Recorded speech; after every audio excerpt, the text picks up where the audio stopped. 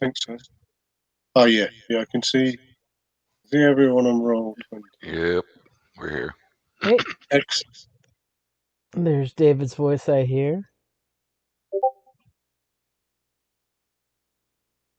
Rupert, just a heads up, your mic is muted, by the way.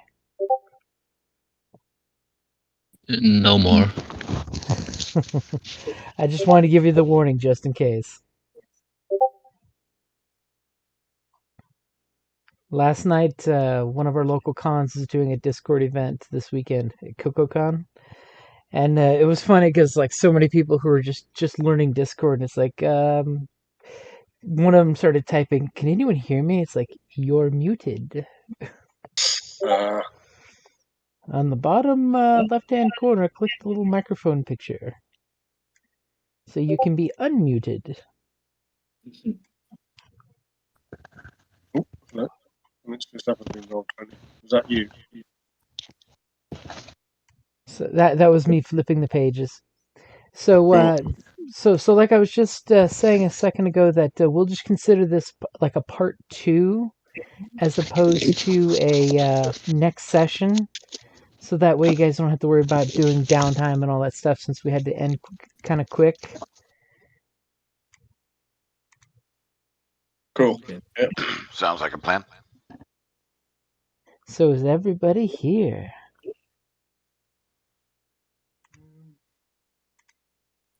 I should hope so. Yep. So just to give you guys a little recap as I'll flip the map back.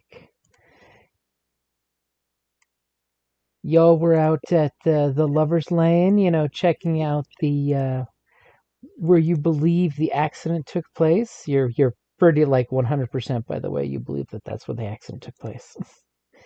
And you did make friends with Meat Grinder of the Red Caps. Remember the little biker at the diner scene there? Awesome. You've amassed the clues that Lorraine, the ghost that came into the jazz club, needed you to find her young ward, Christopher. You know that Christopher is the son of Stephen, the lawyer who's investigating the chemicals in the river. We know that Mace Chemicals is under investigation by the DA, and basically the lawyer Stephen is championing that cause. And our chemist here knows that it is a slow-acting poison or toxin being introduced into the water. We discovered the 3 local biker gangs in the area are the Red Caps, the Lost Boys, and the Pride. And you know for a fact that the Lost Boys' big hangout is the old orphanage over on 7th. It's great that you can be super vague like that. And you did find out in Lover's Lane with some signs of vehicular struggle, broken windows, that you would have identified as probably the car you're looking for. A ripped patch that said Ostboy VP. Obviously, Oh, yeah. you assume it's a Lost Boys patch for the vice president that got ripped off his vest somehow. And you basically had an accidental encounter with the Wailing Woman, who you guys did recognize as the widow on the newspaper cover that was basically funding the lawyer's investigation into the river.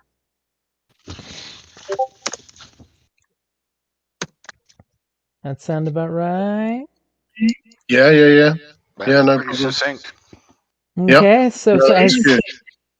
as the camera kind of like pans down in the cold, dark night out at Lover's Lane, where somebody spooked off all the lovers that were out there, because there was some screaming and fighting and some peeping Tom stuff. The camera kind of pans around the you guys as you have the woman's just sitting there on a little outcropping on a little rock, and she's just like weeping into her hands. So what are you guys doing as the camera pans around looking at each of you guys?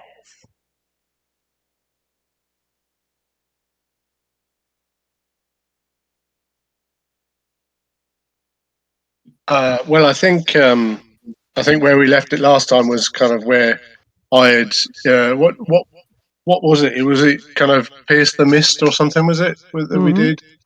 to kind of see whether she was, what kind of rift she was, and I think we did quite well at that, Yep. So obviously I was You basically saw that she is the Wailing Woman, and you saw that vision of her with her children, crying over them being drowned. And as she walked into the water, it kind of melded the Wailing Woman with her. And when she walked out of the river with her children who accidentally drowned a year ago, you know beyond a shadow of a doubt that she is the rift of the La Llorona, or the Wailing Woman. Yeah. Okay. And right Fine. now she's just having her emotional breakdown, especially since you guys kept her from escaping when she tried running away, using the very earth and clay against her. So you have a hint that since you peeled back the veil, that she is part human, part ghost, which is totally appropriate that you're the one that kind of pierced back the veil. That she's, she mourns children, and her soul is kind of speckled with darkness.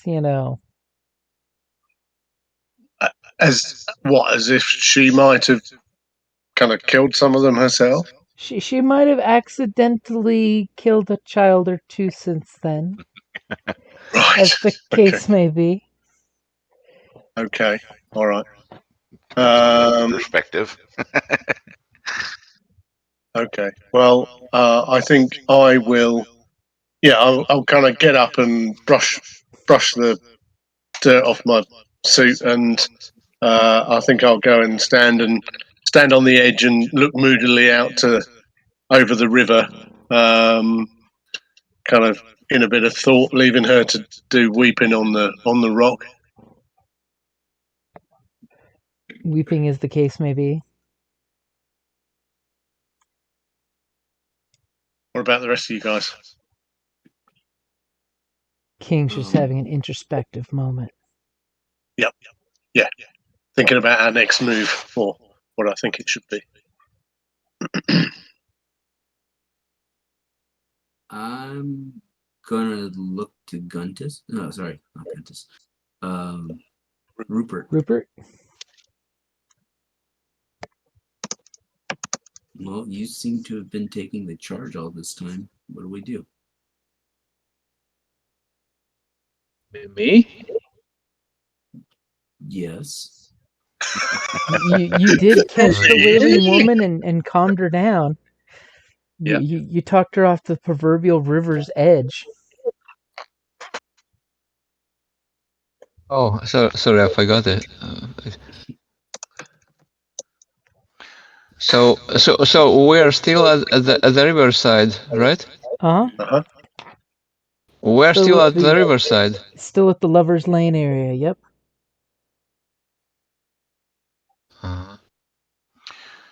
Can she maybe identify where the vehicle went over? That's totally a thing she could do.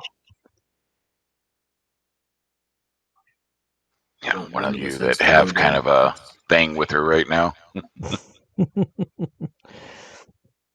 Hey, you can totally drop that suggestion to your teammates. And she was dripping wet when you saw her, so you get the idea that she may have been in the river just now. Yeah, she was in the river. Yeah. So. I think we actually saw her kind of claw her way out, didn't we? I think. Coming up the embankment. Yeah, that's right. Yep. So I'd maybe ask her a little bit about that. Maybe she might know. Meanwhile, she's just sitting there in the silence going, crying into her hands. Okay, maybe she just needs somebody to tell her to buck up her ideas. I seem to be more like, I'm probably more the good cop, so I think we need a bad cop here. Not looking at anyone, Cole.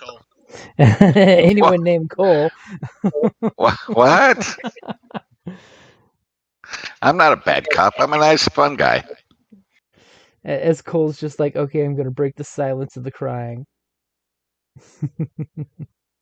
Like, put yourself together, lady. Oh, I mean,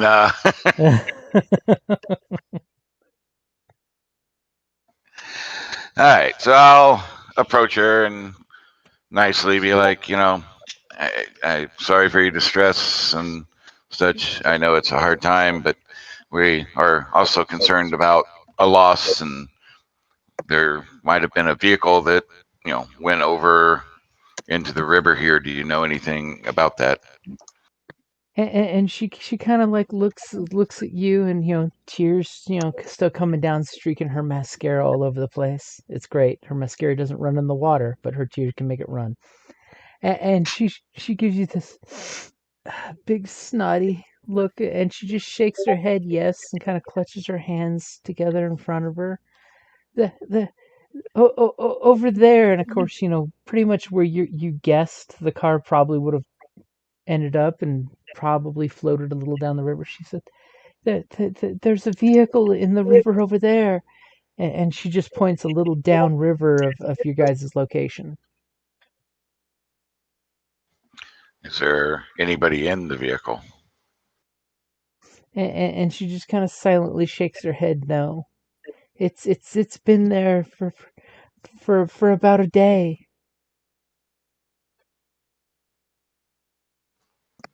Hmm. And then she kind of like looks up at you soulfully, and she goes, and it's not empty either. Ominous silence as her tears echoing fades off into the sounds of nature.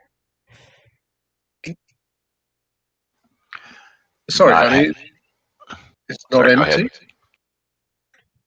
empty. What's in it if there's no one in it? There's a body in the car. It's not a person anymore, and she kind of like looks kind of shamefully to the side, like bodies are not something she's Right. unaccustomed to, but she doesn't consider bodies and people the same thing anymore for some reason. It's almost like she has a clinical disassociation. Yeah. Okay. Can you describe it to us, honey? I think it's a blue car. I when I go in the water, everything becomes black and white, so I can't really tell. But I think the person in the car, and she basically gives you this description that sounds spot on for To the woman that came to me, yeah? the ghost Lorraine. Yep, Right. Okay. Not the child. not the child. Okay. Fine. And do you ask specifically about a child?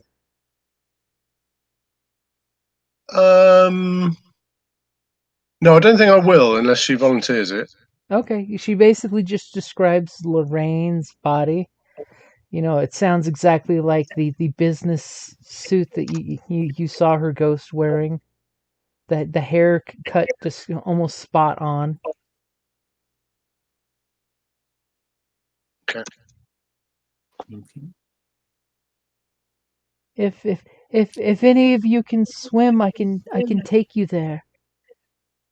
Into And she kind of looks off at the river, and she goes into the river, and she has this like kind of spooky look in her eye as she says the river. Mm-hmm. Kind of mixed hungry and possessed at the same time. Yeah, not sure that's the best idea. Ruppert asks, how far from the shore? Only 10 to 15 feet from the shore. If you had a rope or a tow truck, I'm sure you could easily pull it out. Ruppert tries to make the water transparent to be able to see through. Ooh. Oh, awesome. Time for superpowers. I guess I need to make a roll, right? Okay, so Rupert's taking the spotlight, and he's just like pointed out, and she points it out. So what are you gonna go do? Since the matter is only properties of matter are only an illusion, So I change the properties of water. Okay, I'm liking this. Can you make it float? I'll say to Rupert. I guess first I need to see it or touch it to know. Otherwise, it might be the earth itself. Not so easy to lift. Okay, do your thing, man. Okay, so which power tags are you gonna use? So change item properties. Okay, and it sounds like you're going with change the game, or you're gonna go with hit it with all you've got, or Change the game, of course. change the game. Okay. So And are you able to see your character sheet since last time? Yeah, you struggled last time, didn't you? You're going to see your sheet. What does it change again? character sheet. Create story tag. Burn a page. No, don't see it. I don't see it.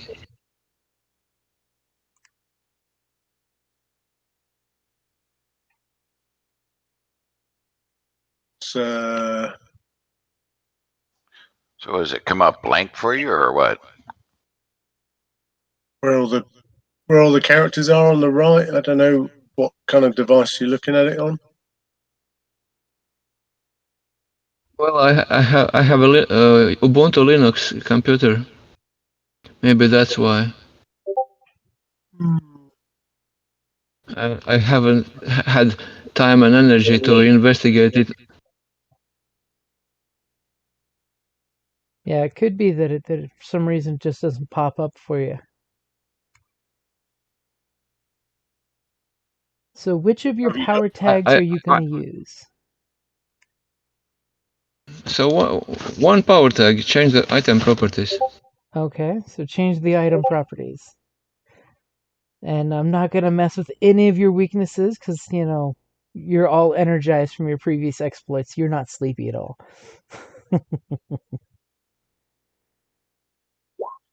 Ooh. Such a high roll. As so what's it look like when you start to do your thing to make the water translucent? I'm concentrating on upon the water and just try to look through it Okay, with the power of my high intelligence. as you basically look out and you're basically trying to focus on the water is clear. The water is clear. The water is Yes. clear.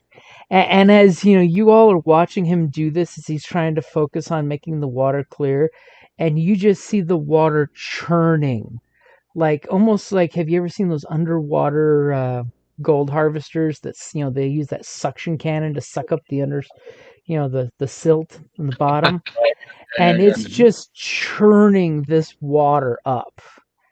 And you're not sure what he was going for, but obviously it does not seem that what he's trying to do is affecting it because it's basically churning this water horribly. And there's some kind of interaction, like maybe there's something in the water that's pushing back against his abilities and saying no. And it doesn't Rupert help takes a pebble and as that Rupert takes a pebble and throws it into the river angrily. Doesn't work. And just then, as he's trying to focus, there's this like blaring siren that goes off, and you guys kind of like immediately look across the river as he's turning the river into a blender, and you guys look across the river over at the factory. You can clearly see the outline and the red lights that light up the outline of the building for Mace Chemicals. As there's a little bit of a siren that goes off, and then you see a flashing light, and you totally see what looks like it should be like a sewer tube, the little sewer runoffs that come off buildings into rivers. And all of a sudden, this deluge of smelly chemicals just gets flushed into the river. Ooh. Just Great. a Yummy. total coincidence that you're there at that exact moment. Does it look like, based upon the direction that the river's flowing, that batch of chemicals is going to reach this location? Thanks to the churning of the river, yes. It looks like the chemicals will quickly get blended with the water. Okay. But the river right now Um, is a dirty brown mess from the churned up water. He may Okay. have been wanting it to go clear, but he was thinking dirty thoughts. How fast is the river churning at this point? It would be pretty dangerous to get in the water right now. It's a Yeah. bit of a hazard. It's not just its usual beautiful serene riverness. It's got this weird undertow right now. Mhm. Maybe he angered the river dragon of the water. Okay. If anybody is going to go in the water, it's not a good time. You don't want to get caught in that. And I'll point to the churning, or that, and I'll point to the kind of outlet. Yeah. As Got you to see the find another occasional, way. as you see a dead fish go floating up in the chemicals. Yeah, need some proper gear. Yeah, definitely don't trust going in there. Plus, the guide I wouldn't be as comfortable with either. As you guys like in unison look at the churning, look at the chemicals, look at the weeping woman, and then look at each other like, what is the plan? I got a Look, plan. guys, you've got a plan. Yeah, it's a bad plan. Go on, lay it on me, brother. Okay. So there was a harbor just down the road, maybe a quarter mile or so. We could go there, get a boat, and pilot it back here to see if the vehicle is really here. Hopefully, this water churning thing will be done with. If we can see the vehicle, um, then we figure out the next step from there. I figure on the boats they have rope, they have anchor, so and and it's about 10 or 15 feet in, and it can't be that deep. I mean, there can't be that steep a drop off after 10 or 15 feet. So we could use the anchor to drop it down and see if we hit something solid. Well, I got no reason to disbelieve our watery friend here. If she says it's there, I suspect it's there. And if it's got Lorraine's body in it, it's got Lorraine's body in it. So, Yeah, I'm not disbelieving any of that either. I'm just and, trying to figure out how do we fish the vehicle out. and as And soon as you say Lorraine's body, she stops crying and it gets dead silent, and she's looking at you, by the way, King. mhm. I'll kind of turn back to her and I'll. Did I say something? You said Lorraine. That's the lady in the car. She came to see me earlier when just after she had passed. And then she does this, she's like, could it be? No, it couldn't be Christopher's nanny, Lorraine. Yeah, that's the one. And she That's like the one. looks at you with big, huge eyes of like, what, what, what? Stephen's son, Christopher? His nanny's name was Lorraine. Yeah, she's the one that told us to come here and look for Christopher. We're looking for Christopher. He's not. how does she know that? What with Steven's beautiful little boy with the uh uh, uh, and she just gets up and she starts doing that fretful, trying to decide what she's going to do, looking both ways. She seems very genuinely concerned. Okay. Do you know where he's going to be, honey? Because he's not in that car. Lorraine was supposed to be bringing Christopher to see his father yesterday, but then he got a phone call and you you and Yeah. she comes rushing towards you in like a bit of a manic, of like, please tell me the boy is okay if that's Lorraine. And you're getting the idea that she's a little scatterbrained right now and she's not connecting the dots. Okay. Okay. Yeah, I think he's okay, but I think he might be in danger. Well, what can I do to help? I want to help the child. Unless you can think of a way to find him. I mean, I'll turn to the guys and I'll hold up this patch thing that I've got, which I found on the ground. Is that right? Mm-hmm. Yeah. And I say, I don't know, if we can't get the car out or we can't do it quickly, then I say our next port of call is this biker gang.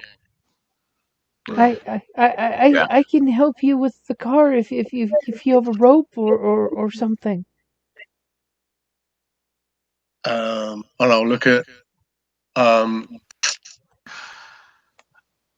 don't know at this point if the car is critical to finding the boy. We kind of got evidence of what's going on, and pulling it out would be tampering with evidence. I'm going to go back to my vehicle to check if I have a rope. Rupert asks the lady, "How long? Do you know how long the car has been in the water?"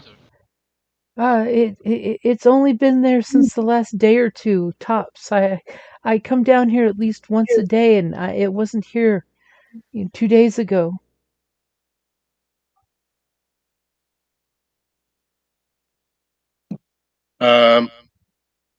Yeah, I think I look at Rico. When she says, "Have you got a rope?" I'll look at Rico because he's usually got something for everything. That jack of all trades thing. So I'm going to go back to my vehicle and see if I have a rope. I didn't really plan for this, so is there something I need to roll? Nope. I would totally give it to you if you say you have rope in the car. I totally believe you, or even if you have a tow strap, because you never know when somebody might break down. I would have that. Or you might use a tow strap to move furniture. Never thought about that, but yeah. So we yeah, know that you do all those weird jobs and you have all these random things in your car, right? Yeah. So yeah, I will collect the tow strap and bring that back. Okay, so she basically will point to a nice convenient place where you can pull your car up, and she will help you in attaching this tow strap to the car. If you want to use any of your abilities, see how I throw that out there?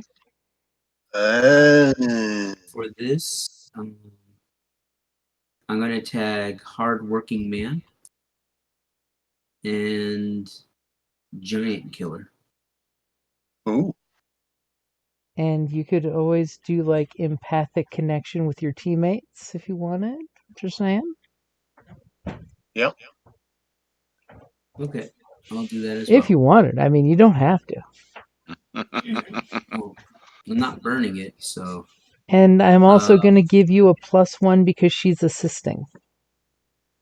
Oh, So okay. she takes the tow strap and walks into the water, and you guys notice that as she steps into the water, the colorful, she's wearing basically a sundress type of outfit, but as she steps in the water, the color just bleaches right out of whatever body part touches the water. And you see that slowly when she steps in the water, her clothes flare out like there's a mythical tide that you don't see, almost like the churning waters probably, moving it too.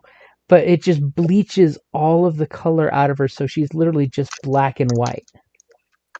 with her hair turning black and streaky with white streaks and her makeup staining straight down on her dress. And she turns back and Nice. looks at you with the creepiest look ever because she's smiling because she's helping. But she looks like this horrific thing, and it's just super creepy seeing a smile on its face because she's got the black pitted teeth. But it gives you a +1.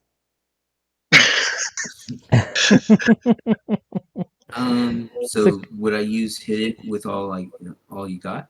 Go with a change the game or a face danger. As all of a sudden you're in your car, starting your car, waiting for the signal. Okay. So what you're looking to tow it out with the car, are you? Well, I'm going to try that first. Right. Sorry, I thought you said the giant slayer thing. I thought you were going to just go Hulk out Pull it and out? just pull the thing out. Well, Yeah. actually, if one of you will get behind the wheel, what I could do is I could try to pull it out and use the car as an assist. Ooh, yes. I like where you're I'll going with this. I'll look at Cole or Rupert. I don't think I drive. You can't drive and play the horn at the same time. That's it. Right. Okay, so we're gonna try to pull it out and tamper with the evidence. Okay. Just make sure where we're at here. So we'll call the police and go, oh, by the way, this car just got towed out of the water with a dead body in it that we just happened to find. Somebody will be by in the morning. They'll call it in. Okay, just making sure what our plans are here. Okay, so if he's going to be behind the wheel and you're hulking out to grab the strap and you're using your car as the anchor and you guys working together, that's going to give you +2, which I've already put on your card, by the way. Okay. Cool. So I'm going to go ahead and use the face danger. Yeah, man. All right. Wow. Awesome. Okay, so you just like nod to your partner behind the wheel and you're totally like, don't let my car go in the river. If my car goes in the river, you made it go in the river. And you just, immediately grab that toe strap and your muscles start rippling and you hear that little stretch of the fabric you're wearing as all of a sudden you just feel muscles start rolling on muscle. And you in the car pull back as she kind of floats up and gives the thumbs up signal. Super creepy because she's only from like the nose up in the water with her thumb up. As you guys start pulling and the car revs back and forth and eventually kind of like kips forward, and then slowly you start feeling the churning water kind of like helps lift the car up and guides to shore as you kind of like run through a couple bushes with it, and slowly you see the hood of the car come up and then the windshield. You see it's completely full of water. There's some little fish floating around a corpse that's kind of like bouncing around until all of a sudden the driver's window that's broke out breaks the surface of the water, and then all of a sudden water starts going skadoosh, and one of the poor corpse's hands is it seems to be waving with the water pouring out. Super gory. As eventually you guys plop and you get the car up the rise, so it's now parked there with water weeping out of it and pretty much every crevice it can come out of. And she kind of walks up and she comes up into the arm that's dangling out the driver's side window, and the weeping woman kind of pets it almost like you would, like a sleeping child or a pet. I was like, poor dear, your pain is gone, poor dear. And she looks up and slowly you see like color coming back to her, and the pale whiteness kind of recedes away to flesh tone. As she just looks and she nods at you that you're doing a good thing taking her out of the water. She doesn't belong in the water. No. Okay. Can I want to open the doors of the car? No, I appreciate she's in it. Is she in the driver's seat? She is in the driver's seat. Yep. Yeah. Okay. All the other doors then, I want to, I don't know, open it and open them and just, hey guys, help me look for something. There might be something else here that could help us. Okay, you And open the passenger door and water just splooshes out and drains really fast. fine. And my plan is to look for something that might give us a clue, I suppose. Okay, so is anybody going to help him on that, or is he investigating all on his own? Sure. Not I mean, exactly. we're already committed. Might as well. Yeah, I'll help. Rupert asks, "Hey guys, ain't we to call police to not to become implicated later?" Do we want to do that now or after we're done going through this vehicle? I think we should do it anonymously later. Like we kind of came across this information. If it could Then better don't leave your fingerprints, I suggest. Yeah, well, fingerprint, tire prints, all kinds of incriminating factors. As Jack crawls out from where the tow strap was hooked up, going, "What?" as he puts his hand right on the hood.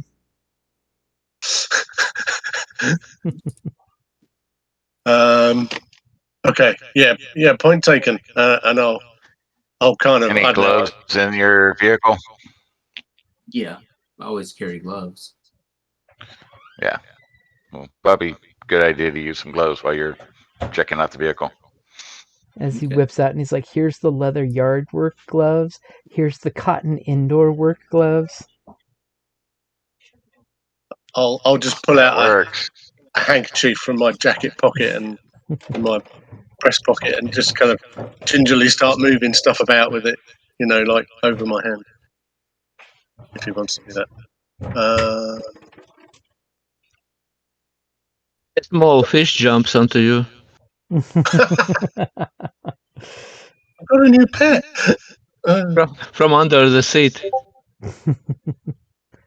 I'm just trying to look at my tags. I think there's a lot I could use to actually, if I'm practically physically investigating something, I could do it supernaturally, but that I don't think that's quite the same as just actually having a look. Don't know. Right. Okay. So what do you want me to roll?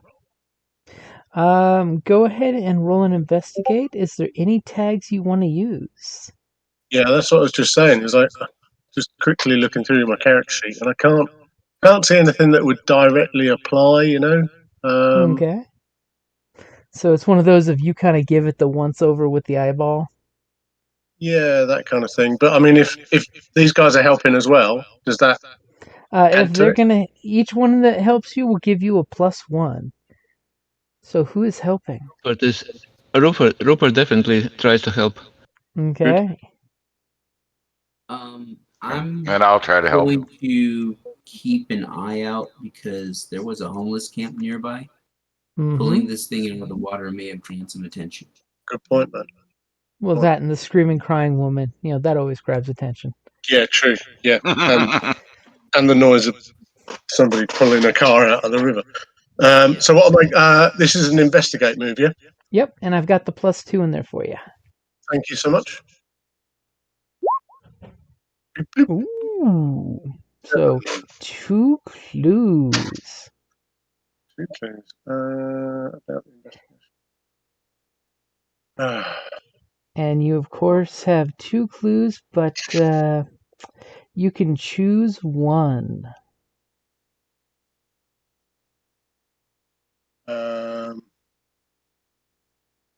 Oh, okay. Right. I want to ask this.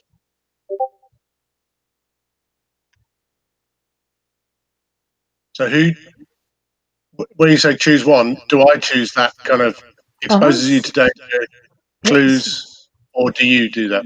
That would be you can pick which one of those you want as the consequence because you succeeded in a 7, but there is Yeah. some consequence for the investigation.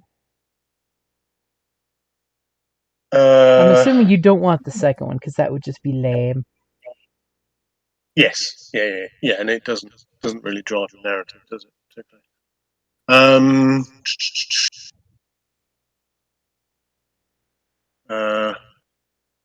I'm not sure how the third one would work either. Whoever or whatever you are asking questions can ask you one as well. How would that apply? It's not a person, is it? It's kind of like, is there anything in this car that would indicate Yeah, if the where car's we might? asking questions back, that's weird. It might be that Rupert is trying to help and messing with something of the car structure. Because I was Accidentally. thinking I was gonna just throw the ouch one on you because while investigating the car you hurt yourself. Okay, that's fine. What is that? It exposes you to danger. That one.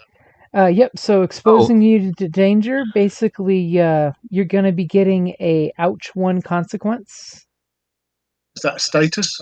That'll be a status. Yep, for the tracking card. So ouch Not one. from Rupert?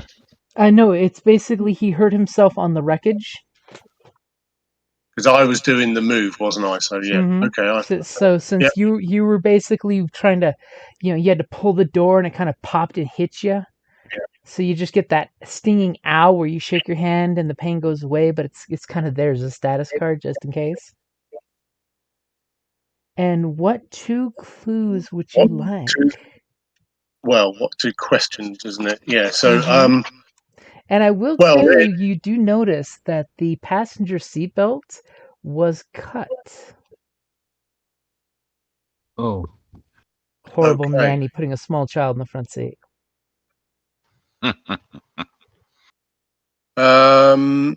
Okay. I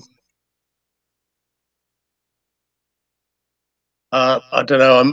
I'm open to offers, guys. What actual questions? Because my gut tells me, right, just an open question of, is there anything in this vehicle or about this vehicle that would give me an indication of where we should go next? But that feels a bit meta rather than.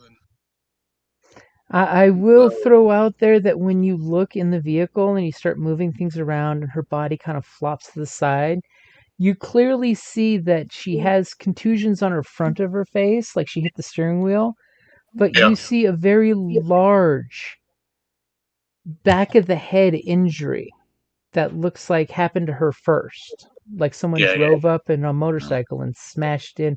And there's bits of glass from the passenger window because the front window is not broken in. But there's bits of glass in the back of the head injury. So it looks like someone swung in the window and cracked her in the skull with something. And then you kind of look in the back seat and you see that there's a crowbar lying back there. Maybe someone attacked her with it and the crowbar got snagged. So they killed her, yeah. Okay, and I'll point this crowbar out to the guys, and I'm no police detective, but should we leave that? It looks like that's Don't touch it. Better don't touch it. okay. Leave it to We police. need the police to put together, the stuff to indict the people. Like you're gonna leave them alive. Can we open the luggage compartment? Yeah, you can pop the hood or the pop the boot. Trunk. Yeah. Maybe there's something that could shed some light or water. So you reach in there and you click the little trigger and it pops the trunk open. And of course, water's pouring out still. As you look back there and you see an assortment of different things that you would expect a nanny to have, basically picnic basket for food and snacks. It looks like almost like a diaper bag kind of bag full of different stuff like change of clothes. It's got, you see that there's a briefcase that does not look like it should be back there. really nice briefcase. Okay. I'll kind of look at Rupert and smile and say, "What's in the briefcase?" What's in the box? And it does seem to be locked, by the way. It's one of those nice locking briefcases. Taking Almost a look as if it belongs to a I see it. lawyer who does due diligence in locking up his files. Oh, we could always. So we wanted to take a look at the briefcase. Yeah. Okay. Okay. So my question then will be, what's in the briefcase? So I'll pull out some lock picks out of my jacket pocket. Cole practically senses the spotlight coming to him because he's like, "Oh, breaking and entering, I got this." Wow.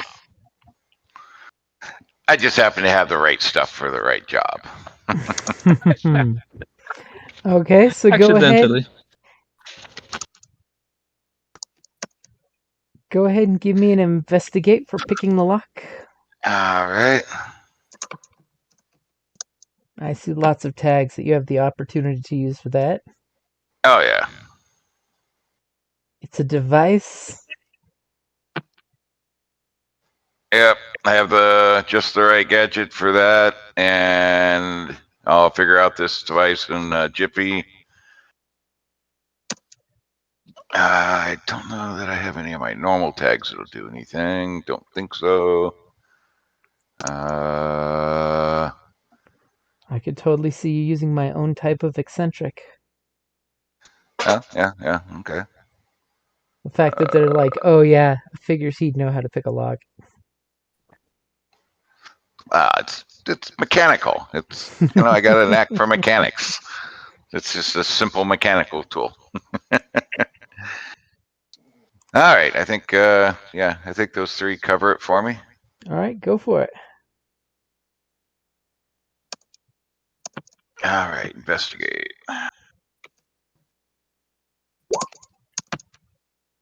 So, like a Cool. boss, he goes click, click, click, click, click, and figures out the password is 654321 and busts that case open with no problem. Inside the case, you see lawyer's notes, affidavits. You see a very meticulously, by the way, still intact and not wet, except for the water that's dripping off the case. The case is that nice of a case, it's watertight. Great. And you see whoever owns this briefcase is meticulous in their arrangement of things in the case, from like the pins, paper pads, audio recorders. Ooh. So kind of glance at some of the papers, kind of see if I can get a gist of what cases or files this might be about. The files that you're seeing, it all seems related to a case against Mace Chemicals, and these are all all these files are marked confidential, legal use only, unauthorized personnel shall not read. Makes you smirk as you're flipping through the pages.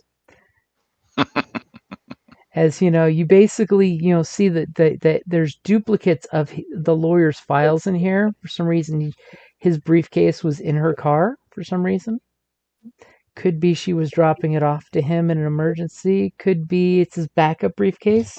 You're not quite sure. So I'm guessing we might want to take this with us. That way, if there's anybody on the police force that might want to cover this up, working for Mace, we can make sure that when we return the kid, we can return the files to him. Yeah. Good point. Yeah. No, that's good thinking, man.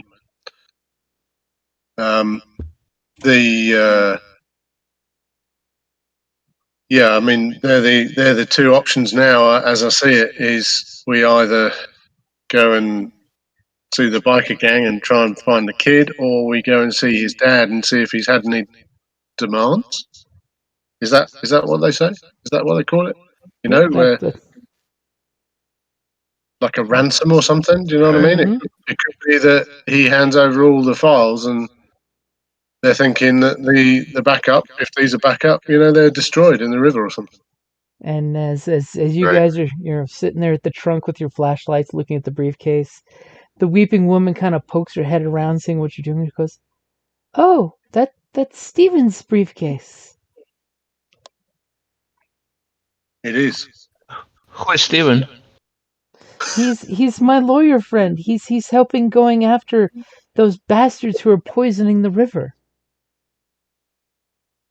Christopher's father. Yes, Christopher is Steven's son. And she That's it. says that in like this almost way that she's kind of special. That she's connecting the dots more for herself than you guys as she says it. Mm-hmm. Yeah. Have you met her? Have you met him in last days? Recently? I haven't seen Steven in 2 days. He said unfortunately some things came up and he was unable to meet yesterday. I wonder if he knows about his nanny. I wonder if he knows about Lorraine's not at work. I mean, whoever would take care of Christopher, and she starts to get herself worked up. So unless somebody says or does something, she might go back into one of her little manic episodes of the missing boy, or maybe Stephen's missing. You definitely get the sense that this lady likes to go manic often, almost like she's an eccentric old lady. Well, when you drowned your kids, I mean, yeah, okay. So Lady, judgmental. do do do you have his phone number Uh, uh, so we uh, could try to call him up and find out? I do. And she kind of like reaches around in her dress and she finds out where she has a pocket, and then she pulls out her cell phone, and then she makes this funny face as she shakes the phone, and she goes, "Oh no, I've done it again. I've gotten my cell phone wet." The most surprising thing about that sentence was that a woman's clothing had pockets. Right. Yeah, that's the biggest complaint I always hear, man. Yep. You're not wrong there. So I'm going to go ahead and take the suitcase or the briefcase. I'm sure there's a business card in the briefcase. So in Yep, there's a worst big case, we can stack of find them. them. Yeah. At this point, I think we've done what we can here in the car. My next suggestion would be that we kind of case out the orphanage where their hideout is. Who, the biker gang? Right. Because Yeah. remember, your buddies amongst the red caps snitched him out pretty quick. Right. Because the kid's probably there if he's anywhere. And if he's not, I bet you they know where he is because they're the Exactly. ones who snatched him. So Yep. let me just break this down in case I'm getting it wrong, because I'm just a musician. But does it look like she's been chased here in the car and some guys have attacked her and cut the seatbelt, taken the kid and the car, and she's been badly injured and the car's gone into the river? Does that sound right? That sounds That's spot on. That she was mhm. attacked, knocked out, pulled over. They probably snatched the kid. They finished her off or pushed her car into the river to make it disappear, and she drowned. That Yep. sounds Yeah. pretty spot on. So I would also maybe recommend leaving that piece of patch conspicuously here by the vehicle. And I'll That way, touch my nose. And yeah, good that way, thinking. when the police come, they'll be able to start drawing the same conclusions. Yeah, good point, man. Well done. Well done. Yeah. Up there for thinking, down there for dancing. Okay. Um, yeah, and I will. We know what it indicates now, don't we? So Mm-hmm. Yeah. yeah, I'll kind of just throw it down by the car. And yeah, I say we pack up and clean up a little bit and bail. Yeah, good call.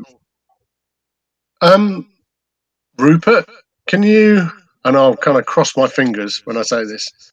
Can you make it appear like we haven't been here in terms of our car tracks and things like that? Well, if we drive our car away, then we can just wipe the tire traces on the ground with any means, no problem. It wouldn't be very difficult because there's dozens of different tire tracks out there. Yeah. Right. Okay. There's only a small area that if you want to take the time to actually take a branch and wipe it, Indian tracker style away. What shall we do with the What shall we do with the lady? Shall we take her with us? No. Oh, what No, Drive her now she'll home? come. the weeping lady? Yeah. She just says I have to say goodbye to my children before I go home tonight. It's okay. It's okay. You don't need to worry about me. And she just like comes up and pats you on the shoulder like you're a nice man. You are going to go home, though, aren't you, honey? I always end up home in the morning. Yeah. Okay. Just be careful that river water isn't nice. Doesn't smell too good. It's that's why that nice man is helping me make the water safe again. Yeah. Which man? Stephen, he's Lawyer. my lawyer. He's doing it for free because he's a good Oh. man. He's going to help keep the bad chemicals out of the water so no children get sick again. And then she kind of gets this glazed eyes look of like, I have two beautiful children. And there's just like this sad, sick feeling you have in your stomach when she says that. Yeah. Okay. There's not much I can do for her. Yeah, I know. She's got her own destiny. She's that slightly senile old lady who's best on her own. Okay. So, we should go. Okay, Yep. honey. You be careful. And she just, as soon as you say you're going, she starts wandering off towards the shoreline. Thank you for your help. Thank you for being so kind and nice. As she has this weird, disproportionate look in her face, like she's not sure what's going on, but she's walking away. Almost like I'll she has a just calling back to the water. I'll just give a worried look to the other guys and kind of Rico. Just like I'll make a little kind of drive, like a hand symbol, like drive to Rico. I'll get into the car and wait for the others to get in, and we'll start driving away. Someday we may have to deal with that, but not today. Yeah. Is it just me, or is it a little weird that a lawyer's working for a Rift? Well, I don't know. Honestly, I I don't know. mean, She risks are kind knew of weird him, anyway, but- so. I mean, she knew him, but she doesn't seem like a professional. She doesn't seem like a environmentalist. She was concerned about the river getting poisoned, and she kept talking about her kids. Yeah. Well, strange things happen. But yeah, he obviously was visiting and talking to her, so he was seeing risks. So he's got something going on, probably. Yeah. Because the normal society doesn't see risks, right? Well, Typically. usually the normal folks that are still, sleepers, they see rifts as normal people. Right. Mhm. Okay. So it could totally be that he's this nice guy lawyer that, basically sees this little old lady who lost her kids in the river and she's concerned about it. Yep. That could totally be a thing. I mean, I'm pretty sure out there's more than one rift that's probably hired a lawyer. They probably have a small army of lawyers. Yeah, and I guess look at us. We've got regular jobs in a kind of roundabout way and stuff like that. I mean, after all, Okay. King does have an accountant. True. Yeah. Okay. Keep all the So receipts. definitely going to Content drive is my way to the orphanage, but let's keep a better eye out this time. I'm Isn't that what gonna. got you guys in trouble? Was you were keeping too good of an eye out that you got too much attention? Right? Yeah. Have we got anything resembling a plan? Does this is the modern day, right? Well, like In the 80s. 80s. 80s. Yeah. So my thought is just to kind of case the place a little bit. Yeah, but I'm going to pop open the glove compartment and pull out a road map of the area.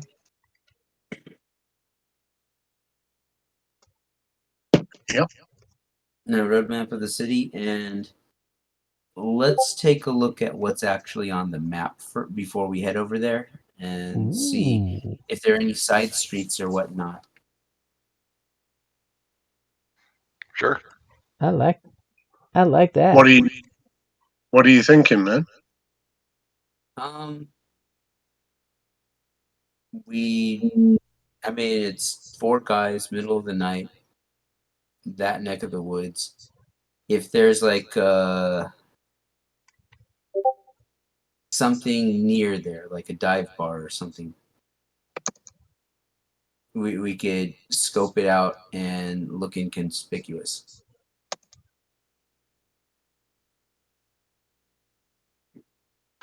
What? You're afraid that like they'll suspect a surveillance van or something? Well, I'm not exactly sure what to expect, but if these bikers are anything like the other bikers we've met, then They were kittens, man. They were just fine. I mean, you did make some some friends, Right? well, who's sitting shotgun? The guy with the horn, of course. Yeah.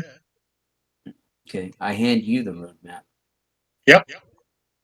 Okay. Okay, so you kind of look at the So, road map and you kind of realize that you know, yes, it's pretty much the old orphanage on 7th. There's this big orphanage and a closed school next door to that. This uh-huh. neighborhood was hit pretty hard during the recession that happens like every Yep. decade. And you know that it's two very large government buildings that both are basically closed down and boarded up.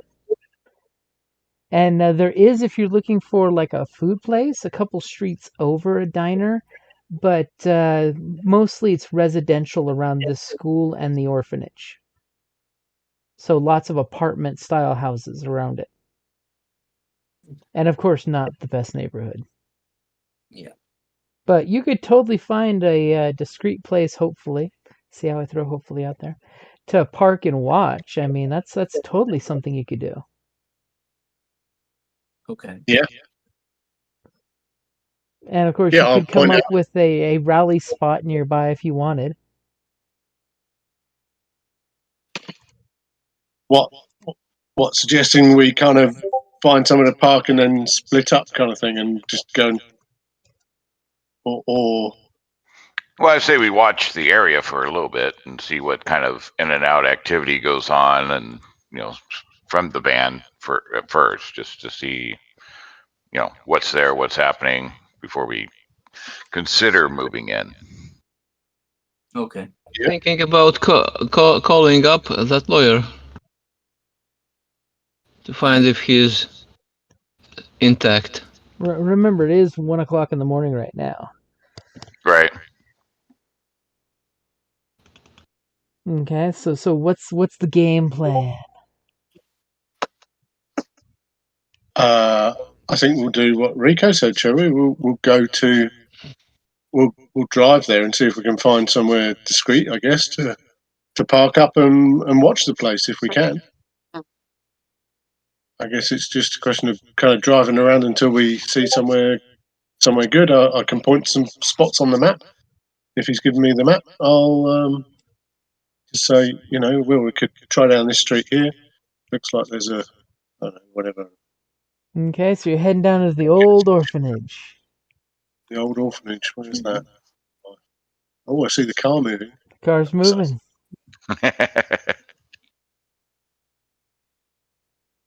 that a police car? Da-da. Yep. So of course, you end up driving out to the old orphanage on 7th because of course everybody knows that place. And you kind of Yep. you're going to kind of give it like a subtle drive by. So you're not going too quick. So who's the person that the camera zooms in on to watch as you guys are driving by? Who's taking the spotlight and who can I ask for a dice roll? See how that goes.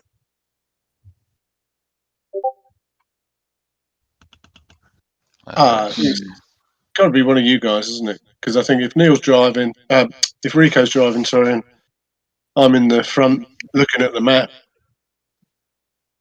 I think one of you two.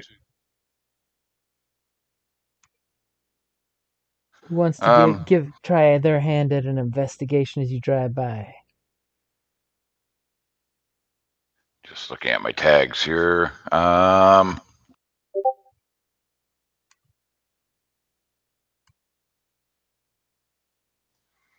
Don't have any major anythings, but what the hell? I'm willing to give it a try. Okay, as camera zooms in from you, like right over your shoulders. You're looking down the streets, trying to be all nonchalant. You looks down and you see that you've got your sword down, down below the eye line of the car in the back seat. What kind of sword is it? Just What's that? What kind of sword is it? What does the Fang of Typhon look like? It's a Greek Xiphos. Right. Let's see. So I'm looking. I'm trying to think anything that might help see, like binoculars, something. So maybe you have just the right gadget. One thing you do notice is as you were pulling out of Lover's Lane, you saw an old man watching you guys leave. Old homeless dude, gray hair hanging down to his shoulders, eye patch over one eye. He's kind of intently looking at you. And you can swear when you're driving by, you see this homeless guy in an alleyway sitting there drinking and looking at you guys you drive by.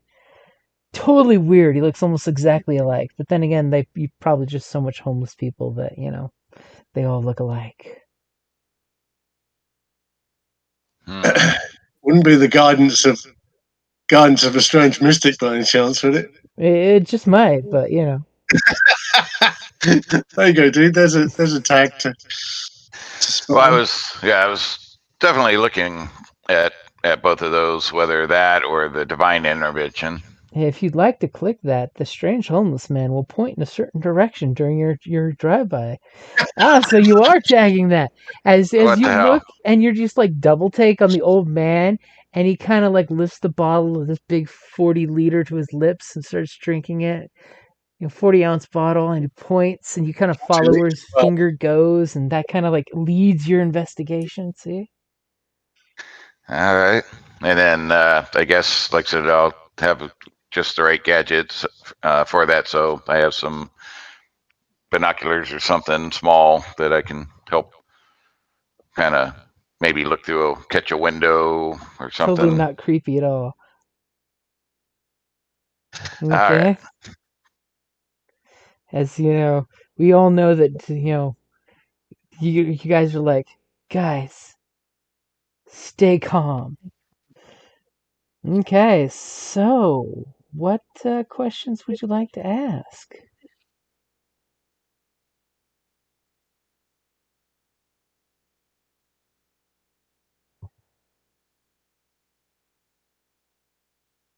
All of a sudden, I'm scared because I got dead silence. I guess first thing is to determine, as we're driving, kind of a drive-by, is finding a spot to park, hopefully inconspicuously. You totally see like the perfect parking spot that you can pull into and see the building and the comings and goings, but probably not be seen in return. Okay. You totally find And the sweet spot. okay. And then as we drive by, do I identify, like, how many people do I see, like, who appear to maybe be on watch or guard? Okay, so you totally recognize immediately a bunch of patches because, it's almost like they wear vests so you can keep track of who they are. It makes it totally easy to keep track of who they are. It's funny how that works. And you know that they've got up on the rooftop of this orphanage, they've got 2 or 3 guys up on the rooftop watching, kind of casually keeping an eye. They're obviously chain smokers, so you can see their numbers by the red cherries, clearly up there. And they've got 4 guys hanging out at the main entranceway to the place. And you notice that the door that they're in front of, there is a chain and padlock on the door because it's got those big Hmm. handles of an old orphanage. And obviously, it's chain and padlocked from the outside. So obviously, the building is still abandoned. Not that one of these 4 guys probably has the key. Okay, then. Conveniently, yes, while you're watching, you see that one of these 4 guys has the key, unchains it, lets somebody in, and then they chain the door behind them. Okay. And sadly, there's only one choice for my option there. So. What? So as you guys are parked there, immediately King, because he's the good-looking guy that King is, in the car, immediately this woman kind of flops herself in your window, and she's like, "You looking for a date, sugar? You look like you need a date. I'll take all 4 of you boys for only $25 if you have some place we can go." And she starts Um, talking really loudly. As of course, at this point, the spotlight pops over to King, who's just like, "Go away, go away." And she gets louder, and she's like, "How uh, about $10 if you want me to go away?" okay, I'll start rummaging around in my pockets and see if I've got any money. Do you Oh, think you're too good for me? Is that what you think? No, honey, here, and I'll start fumbling, kind of, like dollar bills and I things. pass him a 50. I kind of pass him on the side of 50 from the back seat. Nice. Just, and as I pass it to her, I'll kind of just hold it back slightly if she grabs hold of it and says, "What can you tell us about the boys across there?" In that case, King, give me a convince. I'm giving you Yes. +2 because, Nice job. your buddy's passing a 50 up there, and that 50 really gets her eyes big, and she's just like, Yeah. "Ooh, a big tipper. You boys are big tippers." And then you smell Uh, her breath, and it smells like the alcohol you throw away at the bar. Looking to see if I've got any tags that might help me here. What is it? Convince. No, You I do don't have think so. She's not. contacts in every neighborhood. Uh, You yeah, can why not? Yeah, that's a you good can one. totally And name drop the cool dude in this area. yeah, why not? There you go. So that's given me that. Yeah. And what was it? A convince, you say? Yep, a convince. Yeah. Bloop, bloop. Bloody hell! Like a champ. Like a champ. Tell me about it, man. That's a hell of a roll. Okay, so exactly what is it you're wanting her to tell you? And she will I immediately shut up and look at your bills and look at your mouth and shake her head yes. Whatever you're asking for, yes. okay. How, um, is there a way into that building where we couldn't Oh, be where we can't be seen? oh, sugar, you just go around the back behind the schoolyard. There's an opening where the windows were broken out a long time. Sometimes I sneak back there for a quickie with Big Mike. You know, Big Mike. Big Mike always looks out for everybody. He's a neighborhood guy. Oh, I see. Not Big Mike from the gang, but right. Yeah. Do you, how many guys are in there? Do you reckon? Oh well, there's a lot of guys, but they're pretty stuck up. I mean, they've got a couple of their gals in the gang there too, but there's about 25 people in the building at any time usually. If Okay. if if they get some new probies, those are always fun because I like to flirt with them because they'll pay me to go away. She's counting out the money you've just handed her to go away. Okay. All right. Okay. Well, that's great, honey. Look. You take that. You go and get yourself something nice to eat, and maybe don't come back here. And she's like, okay, I could use some biscuits and gravy over at the diner. And she points at the diner that you guys know is over a couple streets. I'll wait there if you're looking for some sugar afterwards, you baby. I'll be sure to. And I'll kind of just roll my eyes at the other guys. It's just like, Well handled. Well handled. no, thank you. And you do know that she is here to help you out if you need any help. Okay, great.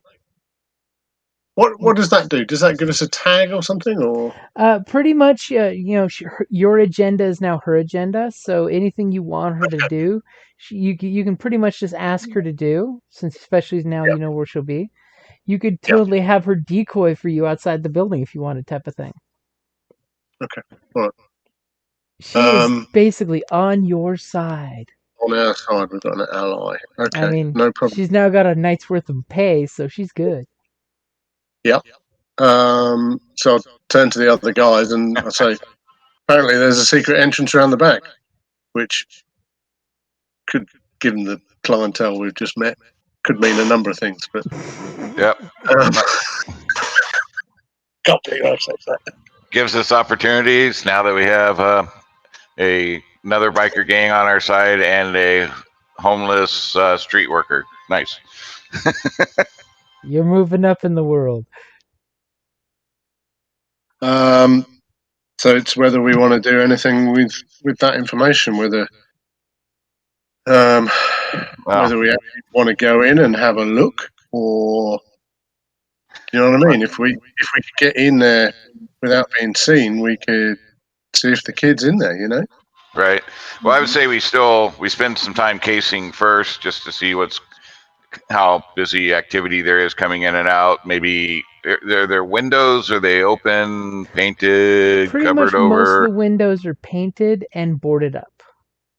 Yeah, you can Okay. clearly see when you guys look at the windows that somebody could be peeking inside out, but you can't really see back into the windows. And there doesn't seem to be any lit up windows. Okay, that was going to be my next question. Yeah, they are keeping up the facade that the window facing rooms do look clearly abandoned from the outside.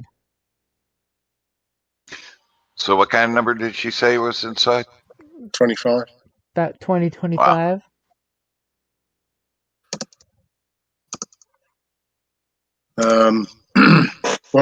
What do you think, Rupert? Rico? I would be scared to go there.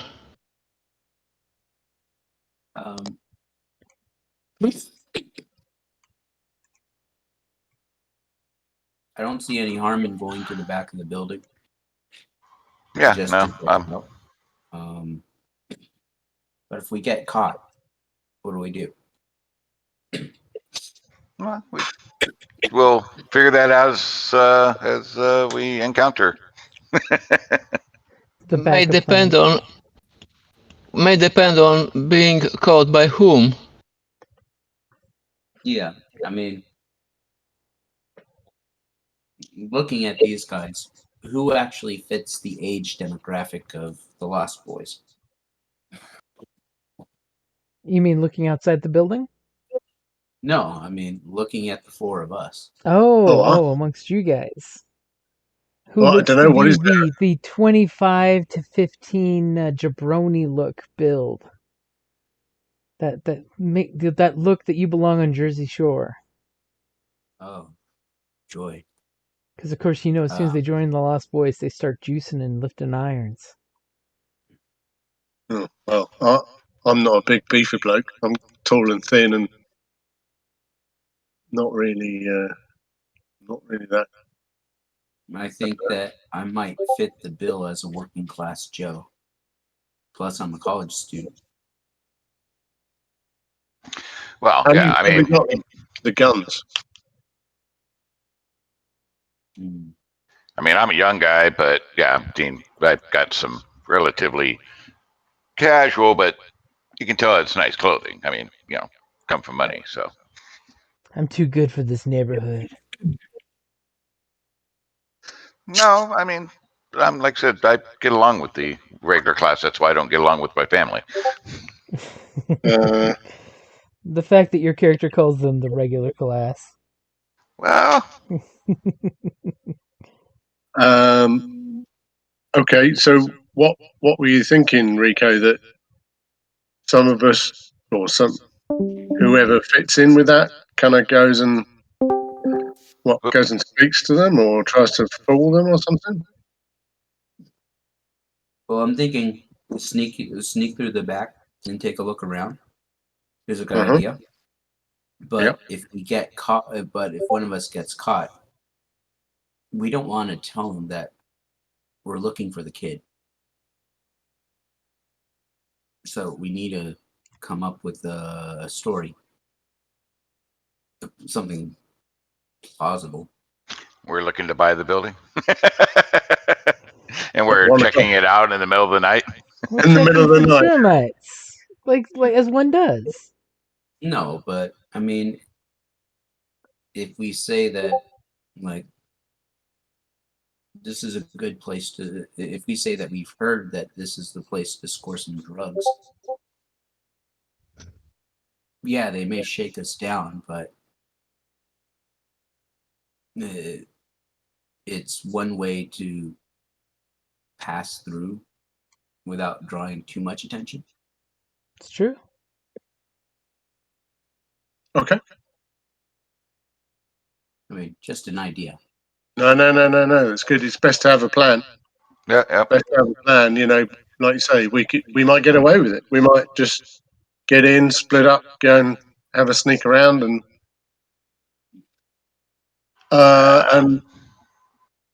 Not so sure about the split up thing. That's never good.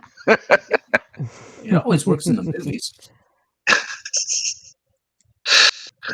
yeah. And just my little tip would be turn the lights on. You go into the darkened room, turn the lights on. All right. Okay. And I don't see Ruppert on alone doing well here. Well, We're likely to have the place burnt down. Again.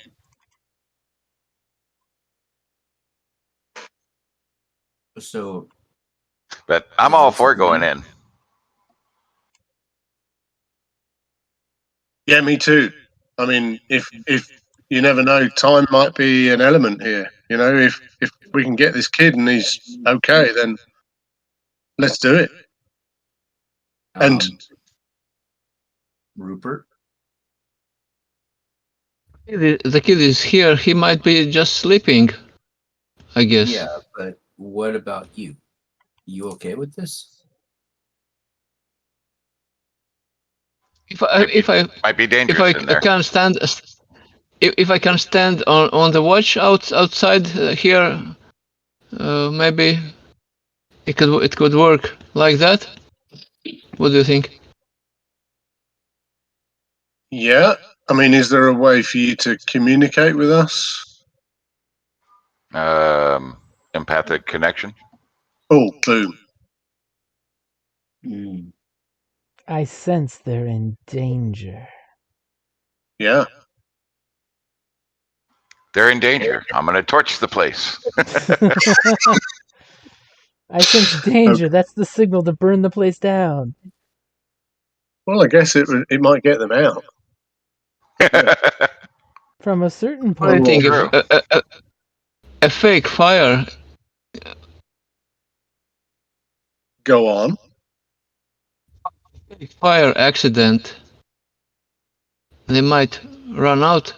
Maybe. What What do you think? are you saying that you could set fire to it and it wouldn't burn, but they would think it is? Ooh. Is that something you can do? We could produce some fire that is not a no real threat actually, So smoke but looks without like it flame. is.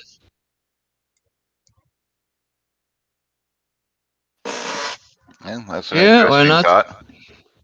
And Rupert starts meddling with his stuff he has always with him for science. Ooh, that's a good idea. This is a cool idea, but I mean, Wait, yeah, wait a minute. I was going to say, Not in the car.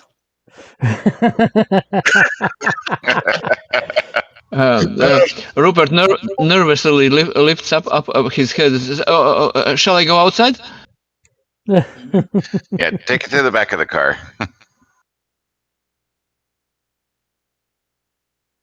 By the way, maybe have we parked in a way that we cannot be seen from the house? Yes. Part of the thing he was looking for was a parking spot that gives you lots of discretion. So Rupert takes the last question as a command and just goes out of the car with his belongings Pops the hood and to get tries to his to kit and starts mixing something up. Okay, so something like that. go So something ahead. will make lots of smoke. Mm-hmm. Go ahead and give me a change the game. And that basically what you're creating is basically something the guys can use at a future time. So smoke bomb or okay, decoy device. that's cool. Something Yeah. like that. And I'm using material science tag. My portable chem reactor. Mm-hmm. Popping the hood to get to your wonderful toys. And manipulate solid matter. Ooh, and getting the special hoodoo involved. And nice. With the power of 3. And what Mm-hmm. that did it mean? So with power of 3 is you can create a status. And we're going for what? Distraction device? Yes, distraction device. So you guys have a status out there of distraction device 3 that you guys can utilize. So Okay. like whether it's to Nice. face danger, to escape, to sneak around, investigate, you could tap into that for +3 basically. So he's created some kind of distraction device. And from a practical point of view, how do we kind of deploy that as such? So he did get a great success, which means this can be used a few times if you'd like. So whether you're, narratively speaking, you have this decoy device of his, so you can use that when you're doing a roll. So if you want to use it to deploy it while you're sneaking around, whoever's doing the sneaking can add +3 to their power roll for sneaking around. Right. Okay. In case Okay. somebody has to go go toe to toe or face danger with someone, if you get caught, you could then also we'll say you have 3 uses of this device. Great. So what exactly is this device going to do, by the way? Is it just smoke? Is it noise and smoke? Noise, a little smoke, definitely smoke, and some crackling sparks. So a little harmless, sparkage. Your magnesium Well, smoke device. quite loud because Rupert knows well how the usual cheap pyrotechnics look like. He doesn't want them to resemble cheap toys. He wants it to look real. Okay. So you guys have this device that he's whipped up in the trunk of your car. As you look at his case of supplies and wonder exactly what else he could make with this case, and how safe is it in the back of the car. Yeah, that's the thing that worries me. Actually, it's not in the back of the car. Rupert carefully puts it beside the car Yeah, on the because ground there. he has had some experience. Yeah, we've had some experience as well. There's a reason why you were asked not to do it in the car. Okay. So, Okay. I think that if we're going to take this with us, maybe Cole should carry it. Okay. Yeah, Oh, he's the most expendable. I mean, he's the most reliable. Wow. You've got Wow. the steady hands, and King needs his to perform with instruments. So Yeah, too right, man. I need. Yeah, these. Wiggle my fingers. These are my money makers. Without those been blown off. If Okay. if Well, it really does come down to a fight, I'd rather have my hands free to throw down. I also can handle myself in a fight, so have a sword to be able to hold on True. to. True. okay, so what is the plan? Don't worry, we'll survive the first 5 seconds. But I think we should go try and find this entrance at the back, and which is unattended or whatever, and find an opportunity and get in and have a look around. Anyone else? I'm with you. Sure. Cool. Okay, let's do that. So you guys kind of close your doors quietly on the car, close the trunk, You kind of pace yourselves off so you're not looking too bunched up as you guys start sneaking around. Who is the camera following around as you're sneaking? Who's the guy that's taking point on the sneaky sneak? I don't know. Who is the most sneaky of us? Uh, I don't think that I any like how one you of us is tactically went particularly with who's sneaky, the but best. I'll take point. Cool. yeah, I don't have any Okay. specific skills that way, so Time for a jack of all trades to show just how well he is at being jack of all trades. Okay, so you basically are gonna lead the way because you know all the back alleys, right? Yeah. Okay, so go So ahead. a jazz What's that? montage. Know every street. Okay, so I was gonna say go ahead and give me a And sneak around, and it looks like you know every street because he does. That's why he handed King the map. He knows the map forward and backwards. He just wanted you to have something to do. Yeah. Don't keep King's hands busy. He starts playing instruments. Yeah. That's it.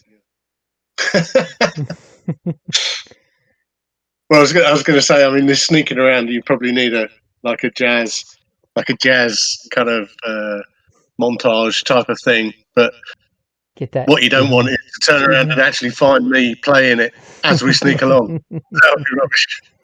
exactly. Like your own theme music following you around. The sweet, sweet jazz is like the night wind. It gives you invisibility. Yeah, all the biker gang kind of looking out the window. Can you hear something? Sounds like somebody's sneaking up. Yeah, it's like, wait, that's sneaking theme music. What the hell? That's sneaking music. Okay, I'm gonna go ahead and make the die roll. Okay, it, man. go for it. Damn. Wow, getting some great rolls today, guys. Okay, so needless to say, with Rico's guidance, apparently one of his part-time jobs is also cat burglar, because he has no problem finding all the little loose boards in the fence to pull aside so you guys can sneak through like it's quiet as a cat.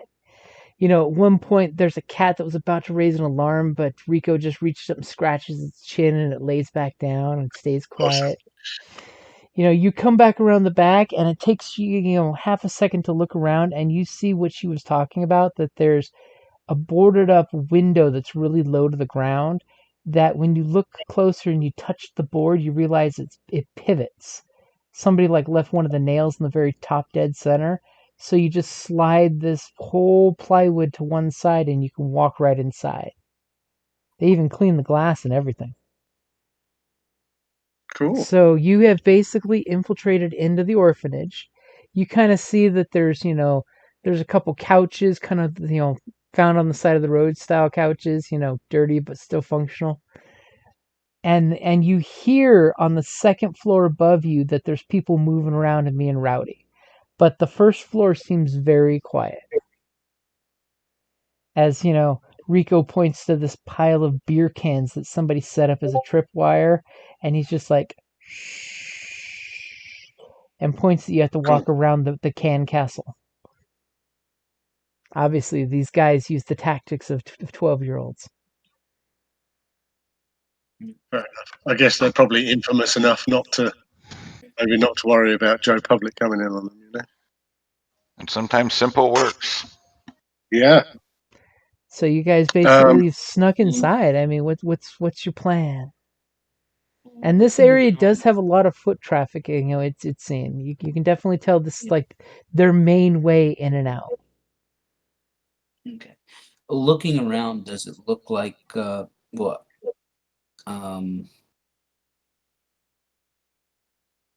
Could there be a basement entrance? Yes, there's a basement. From when you were looking around when you crawled in the building, there's probably a basement.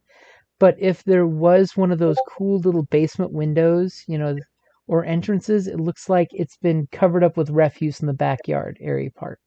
Because that place is Whoa. just totally trashed. And you do realize that on the other side of the fence is rows of motorcycles. About 20 motorcycles in the alley, past the fence. So whoever gets to their bikes goes out this entrance and then hops the fence, or maybe opens the gate. Maybe it's not locked. But you're not sure about that yet. We do we want to go down into the basement and check it out? Yeah, I think so. I think we've got to look everywhere here. Sure. If they've got this kid here, then it's as good a place as any, I guess, man. Mhm. Okay, so you walk out of this common room and you kind of like look both ways and you see there's a stairwell going up. And under the stairwell, you see that, this is one of those old timey houses. It's like, 1920s, 30s ish feel. You see that under the stairs going up, you see there's a door that's got like two padlocks. And you have a sinking suspicion that that's the stairs down to the basement. Right. Now the So question: do you want to try to break the door down, pick the locks? How do you want to get past this door? say to the other guys, surely we want Was to be the as quiet padlock as possible. connected to the door in the wall?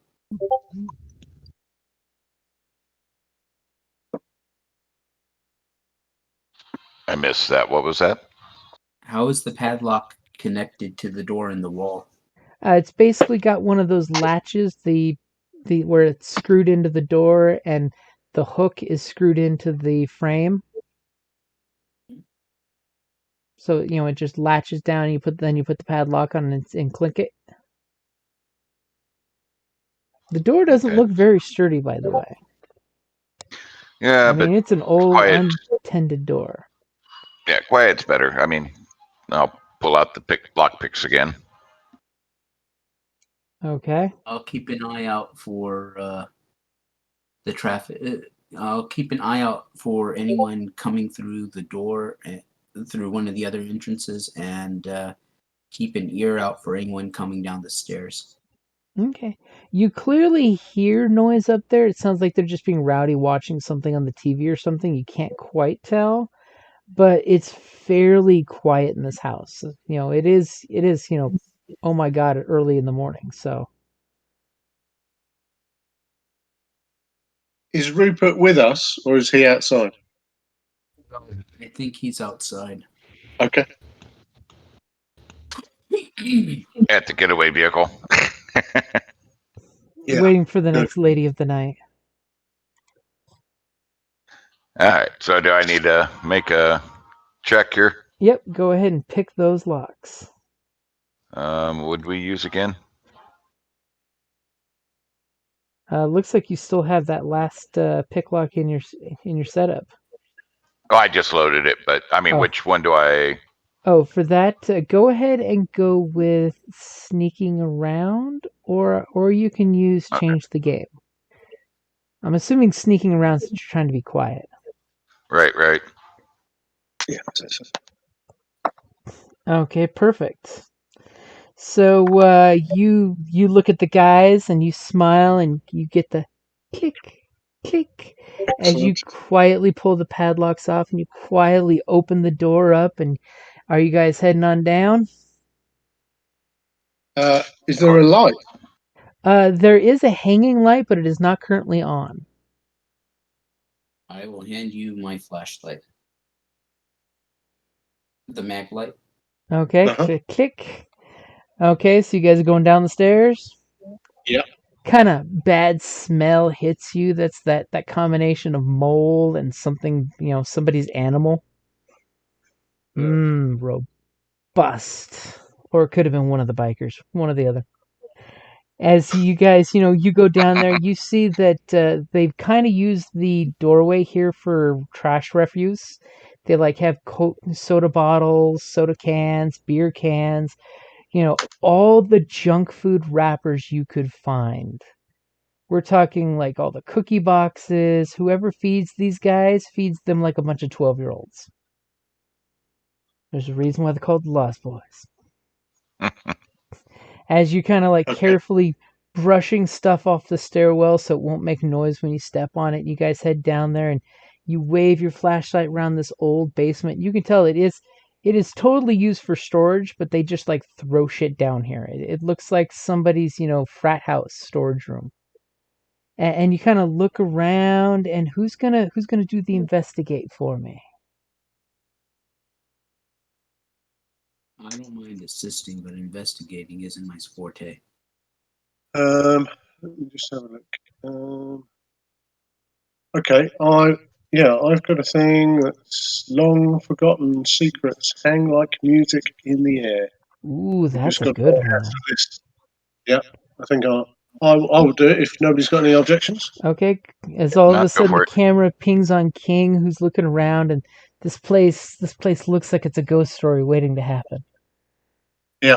I don't know whether my weakness would come into that. I don't know. Seeing things no mortal was ever meant to see. I'm gonna go ahead and use the can attract unwanted attention. Okay. Yeah. No problem. Contacts.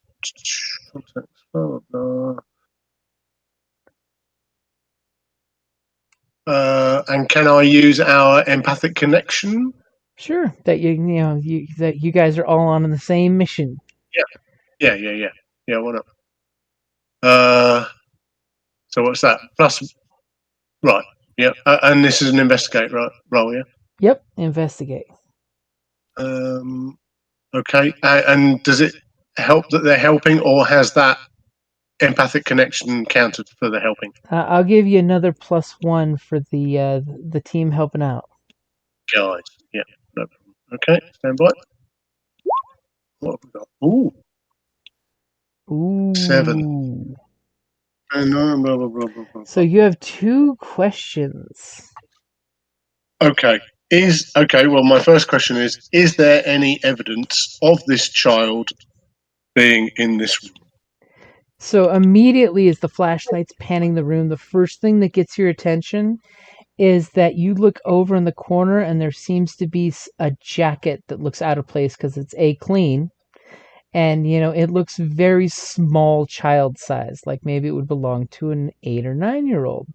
And you notice that there seems to be a dog food bowl with food and water, and the food seems to be just like chili plopped in the bowl, kind of spoon next to it, and it's kind of half eaten. And you notice that there's on the wall, chained to one of the water pipes, a dog leash and collar that the collar's open right now, and it's just laying down and you pretty much are putting 2 and 2 together that they had a small childlike person here that they probably chained like a dog and were treating like a dog down in this basement probably less than a day or so ago, because there's only a few flies zipping around on the chili and the dog food bowl. So you're definitely thinking, yes, this would have been the place where the kid could have been kept a day or so ago, or even more recently. You never know. Okay. There's no I tape or will- anything to make you think longer. Okay. I'll pick up the jacket. Do I get another question? Yeah. Yep. And I think the investigation has got to expose us to danger. I think. Mm-hmm. Because again, kind of whoever or whatever you're asking the questions of could ask you a question as well, which doesn't make sense. Unless I'm reading that wrong, unless there's some other kind of weird city of mist thing that I don't know. The city already knows all of your secrets. True, good point. Yeah. Any evidence is okay. Is there any indication of where the child is now? Ooh.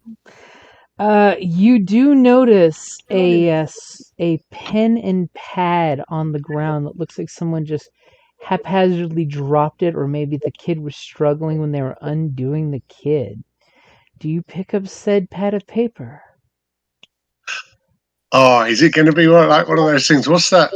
What's the computer game? My other half played it recently with the LA Noire. Where you kind of rub the pencil on the thing.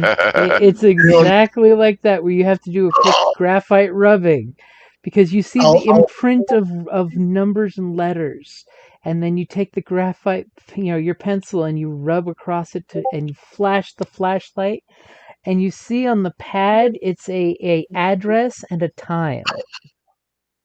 Ooh. The time is tomorrow at 10:45. Yeah. A.M. As I'm writing this down. 10:45 a.m. And the address is 4562, almost like I randomly hit the number pad, Court Avenue, which is kind of downtowny. You just know from the Court Avenue that it's downtown, almost like towards the courthouses. The courthouse, yeah. Ooh. Okay, I'll show the other guys. And the jacket and everything, and I think he was here, and I don't know what this means. But and as the other 2 flash their flashlights onto the letter to read it, you immediately hear this thump thump, and who left the basement door open? As you can clearly hear someone's opening that basement door. Shit. I'll kind of look around. Is there anywhere to hide? There's lots of places. 'Cause remember, they've been using this as basically like the garbage pile. Anytime they break something, they throw it down here. And somebody coming down, if you would like to hide, who wants to take point on that? Probably Jack. Probably. Did we lose? Did we lose Rico? Yeah, I'm still here. Just saying, Rico, that now might be a time for a distraction. You really want to set off the distraction bomb here in an enclosed space with us in it? Oh, I see. Is that how it works? It's physically with us. Sorry, I thought that it was. Yep, it's like Yes, it a would- fancy smoke grenade. It would I gave it to Cole. the worst idea to set it off in the cellar to attract everybody there. Sorry, I thought it was like a. Forgive me, that's my misunderstanding. I thought it was like a meta kind of thing where we'd say, right, if we're going to use it, it would be a distraction for something we were doing. But no, I see your point. No, it's a device. No, that doesn't make sense. Hey, Fine. you Okay. could totally set it off and do a face danger to try to run past whoever's there and get the hell out of there. I mean, that totally could be your thing. Instead of, you do have options. I mean, you could totally bull rush this guy at the top of the stairs before he knows what's going on and set off the smoke bomb. And then somebody can face danger with +3 to get past this guy while all of a sudden smoke and noise is going off. Quick question. I'm here. just throwing that out there because I like it as a cinematic, How crazy is the idea of you garbage guys dumped running in away. here? Yeah, it might work. Sorry. How is the garbage dumped in here? Basically, from the stairwell you just came down, they basically come down here and throw their trash down it. Oh, okay. I thought that they might have like a hole in the roof, or like a dumbwaiter or something that they use to just, or a garbage chute, laundry chute, something like that. No, these guys ain't that fancy. They literally are 12-year-old frat boys.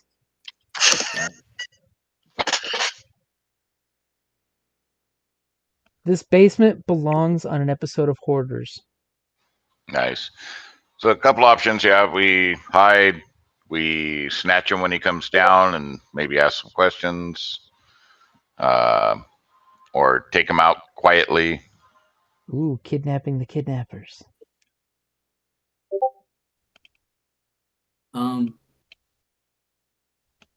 This basement is like a place out of Hoarders, then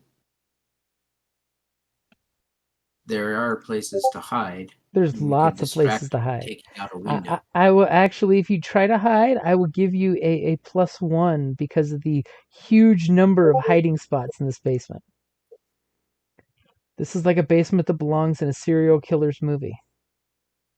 Actually, looking around, is there any discarded clothing our size? There's lots of discarded clothing. It's very funky. Funky as in smelly, or funky as in, it's just been the 70s? Funky as in the it's smelly and dirty and then it's been thrown away here as refuse.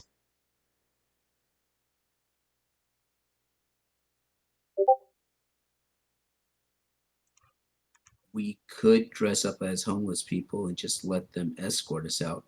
You probably Yeah, don't but have he's time already to coming do down the that. stairs. Yeah. Pretty much as the timing happened, it's one of those of are you going to run for it? Are you going to fight, or are you going to hide? I'd say we hide and we look at, see what the opportunity is from there. Like I said, I'm kind of with an idea of maybe if it's just one guy, bopping him on the head and maybe questioning him, or bop him on the head and leave him down here tied up. Okay. Okay, so who's getting the spotlight for that? For the hide, Mm-hmm. I think Jack. So Rico. Yeah. Okay. So all of a sudden Rico realizes, guys, we gotta hide. Shoot, I don't have any tags that I can use here. Just have to Really? use the environment and hope for the best. As all of a sudden the poor guy looks around like, oh shit, oh shit, oh shit, and jumps behind a lampshade. Yeah, I'll. So I got an 8, so that's a success. Okay, so you guys managed to hide. But unfortunately, in the rush, that address, Jack snatched the pad and went to go hide, and while he was hiding, he too, like its original owner, accidentally misplaced it. Is that too jerkish of me? No. Or does I Jack have think something that else that he would like leaving to the mag lose? light out would be better. You would rather lose the mag light? I'd rather lose the mag light. Okay. So as he hides, he drops the pad of paper, then picks it up real quick, and in the rush of things, he turned off his mag light and left his trusty mag light that has been like a faithful sidekick his whole handyman career. It was with him back in the sewer, the toilet backup of 04. Okay, so you guys managed to hide. This guy comes down. He kind of kicks some garbage down the stairwell, making it easier for you guys to escape. And then kind of like throws a bunch of like loose shit that he had in his hands, and you just hear it like clumple, and nobody's looking, but it just like cascades a bunch of small piles falling over, makes lots of noise, completely covering up for you guys breathing down there. And he just like, good thing we got rid of that stupid boy. And he kind of like stomps up the stairs all loud and So closes the door, and you hear, hold up. Don't go that far. okay, So it's just this one guy. it's just this one guy. As all of a sudden the camera spins over, hearing only Yeah. one guy bravely So call. so as soon as he makes the comment about they got rid of the kid, I'm like, oh no, we got to talk to him. So I'm going to jump out and I'm going to attack him and try to knock him out Wow. using my sword. Okay. So I'm totally Yeah. gonna be a jerk and use that tag. You know I'm gonna use it. I know you are. Never strike an unarmed foe. Yeah. I love it. Okay. So go ahead and let's see. That's pretty general. So I'm going to use my own kind of eccentric because I am pretty flashy with the sword. So yeah, basically doing a pummel strike on him. and you're hoping to knock him out. Yeah. Okay. I like this. Okay, go ahead and you could go toe to toe, or yep, toe to toe sounds like it is, or hit it with all you've got.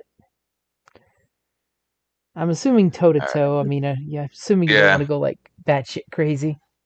No. Because you want to knock him out, don't you? Not run him through. Is that right? Right. So you're going for basically subdue instead of hurt. Yes. Okay, he's a pretty beefy dude. Let's see if this happens. Oh, look at that. Ah. Okay. I told you I'm good with the sword. What have I been telling you guys? Okay, so you're gonna basically inflict subdue 1, right? Sure. Okay, so you hit him with subdued 1, but he is still on his feet. Okay. It's almost like, even with the great success, that you would have needed more oomph to take him out in one swing. Right. Okay. So if the roll had been higher, would there have been more power from that? Is that how that There would have would worked? have been more power, which, by the way, I forgot. I was going to give you +1 from jumping him from hiding. So technically, he's got subdued 2 on him. Okay. But that's just shy of what he needs. Okay. The way down here, was there like what's it called? There's nothing worse than that cinematic scene where you pummel strike him and then he just turns his head and looks at you and gives you that Was there a guardrail? Yes, there's a flimsy guardrail. Okay. Can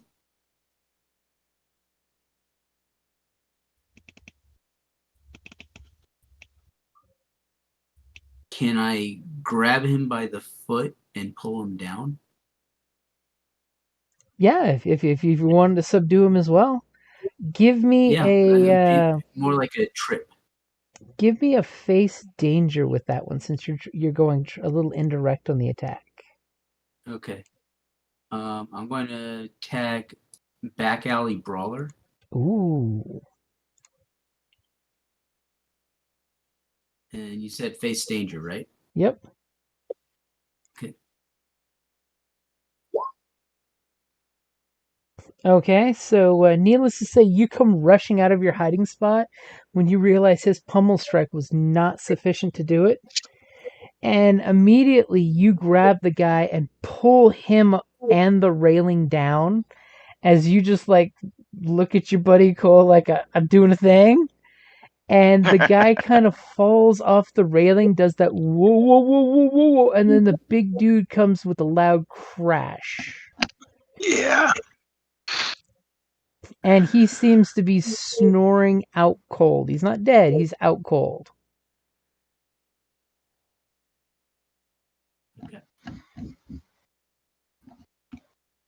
As somewhere in the back there's a old orphanage drum that goes donk, donk, donk.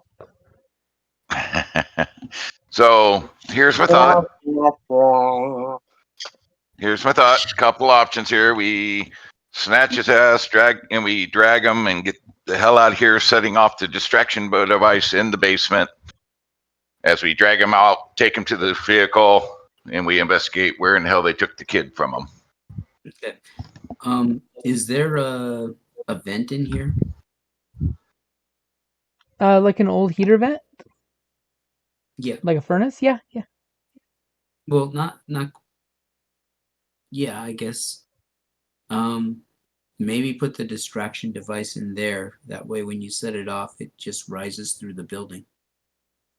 Exactly. Yeah. So it kind of goes off in a way that will, not be spotted as any one location, but kind of like all across the building at once.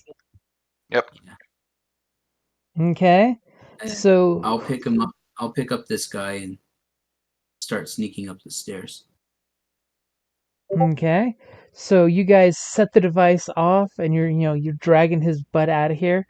So Rico, give me a sneak. I'm going to give you 1 minus because you're carrying the big guy, but you do have +3 if you want to use it. Because of the distraction device. I do want to use the +3. Okay, I've got that in there. So you're basically so far powered 2 before you've used any of your attacks. Okay. And no, okay. Uh-oh. Ooh. Okay, so you guys man. basically drag the big guy up and you set off the smoke device, and pretty much just as you're heading up the stairs, you kind of see 2 people walking up the stairs above you guys that just must have just walked in. And they're kind of like leaning over, like, what was that noise down below? As they see Rico pop out, dragging the big guy. And then all of a sudden, you hear some noise upstairs of like, where'd this smoke come from? And then the guys that are looking down at you guys look up there and go, what smoke? And then they look at you guys and they realize that the jig is up. They don't recognize Rico. And basically, they're going to react to you guys dragging their friend out of here.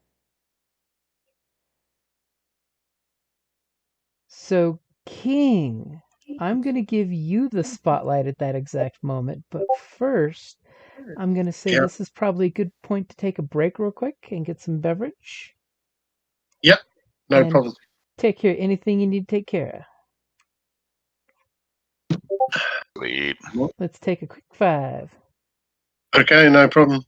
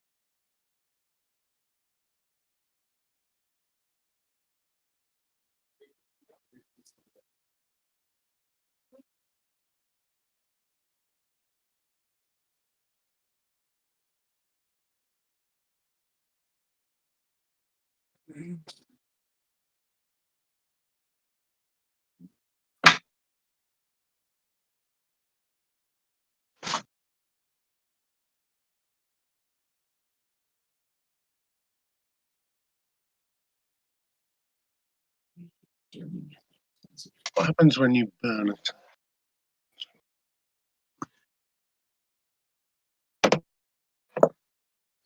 Text.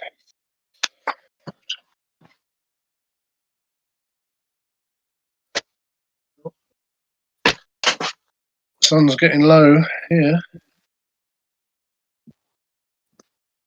Oh, I'm back. What's that? Sun's starting to go down here. What is it in real life? Ah, It's just gone 7 p.m. Yeah, we're 11 here. In the morning, yeah. Yep. Yeah.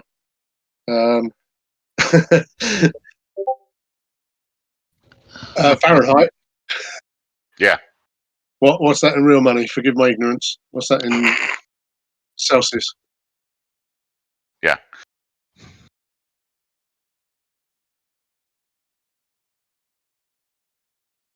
Let's just have a look.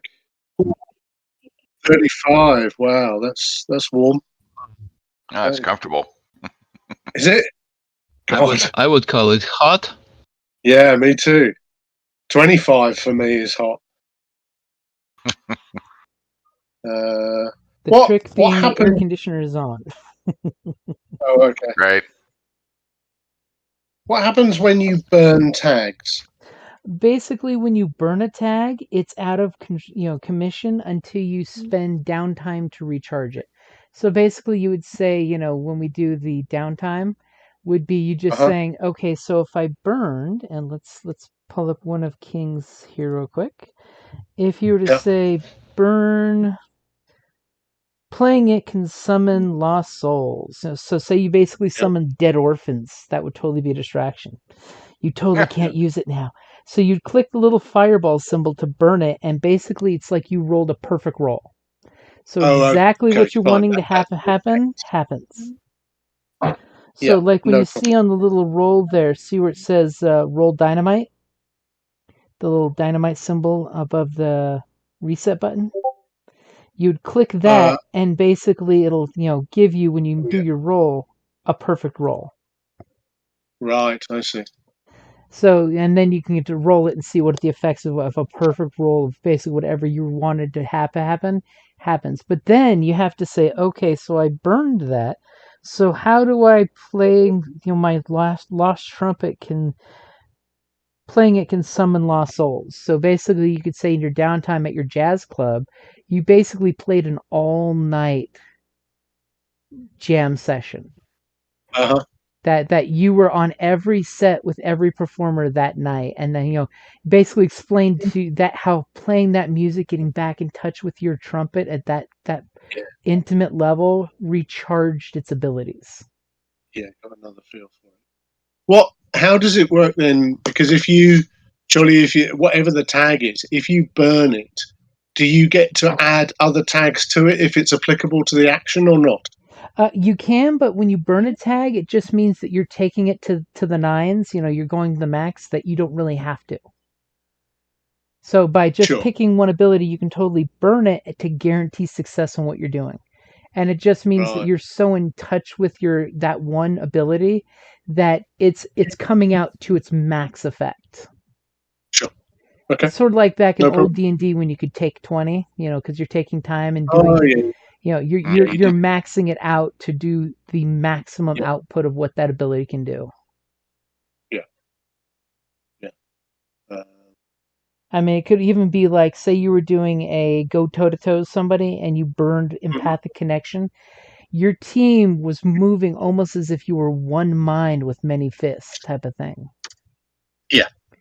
The fact that, you're burning it, so it means you've lost this ability until you spend downtime to get it back. Because you can do downtime to do a bunch of different things. Yeah. Okay. Which means No problem. basically you're giving lots of attention to that one thing to get it back during your downtime. Which, like I've told folks, don't be afraid of burning a tag. It comes back. You just have to explain, here's what I did to bring it back. Yes. Okay.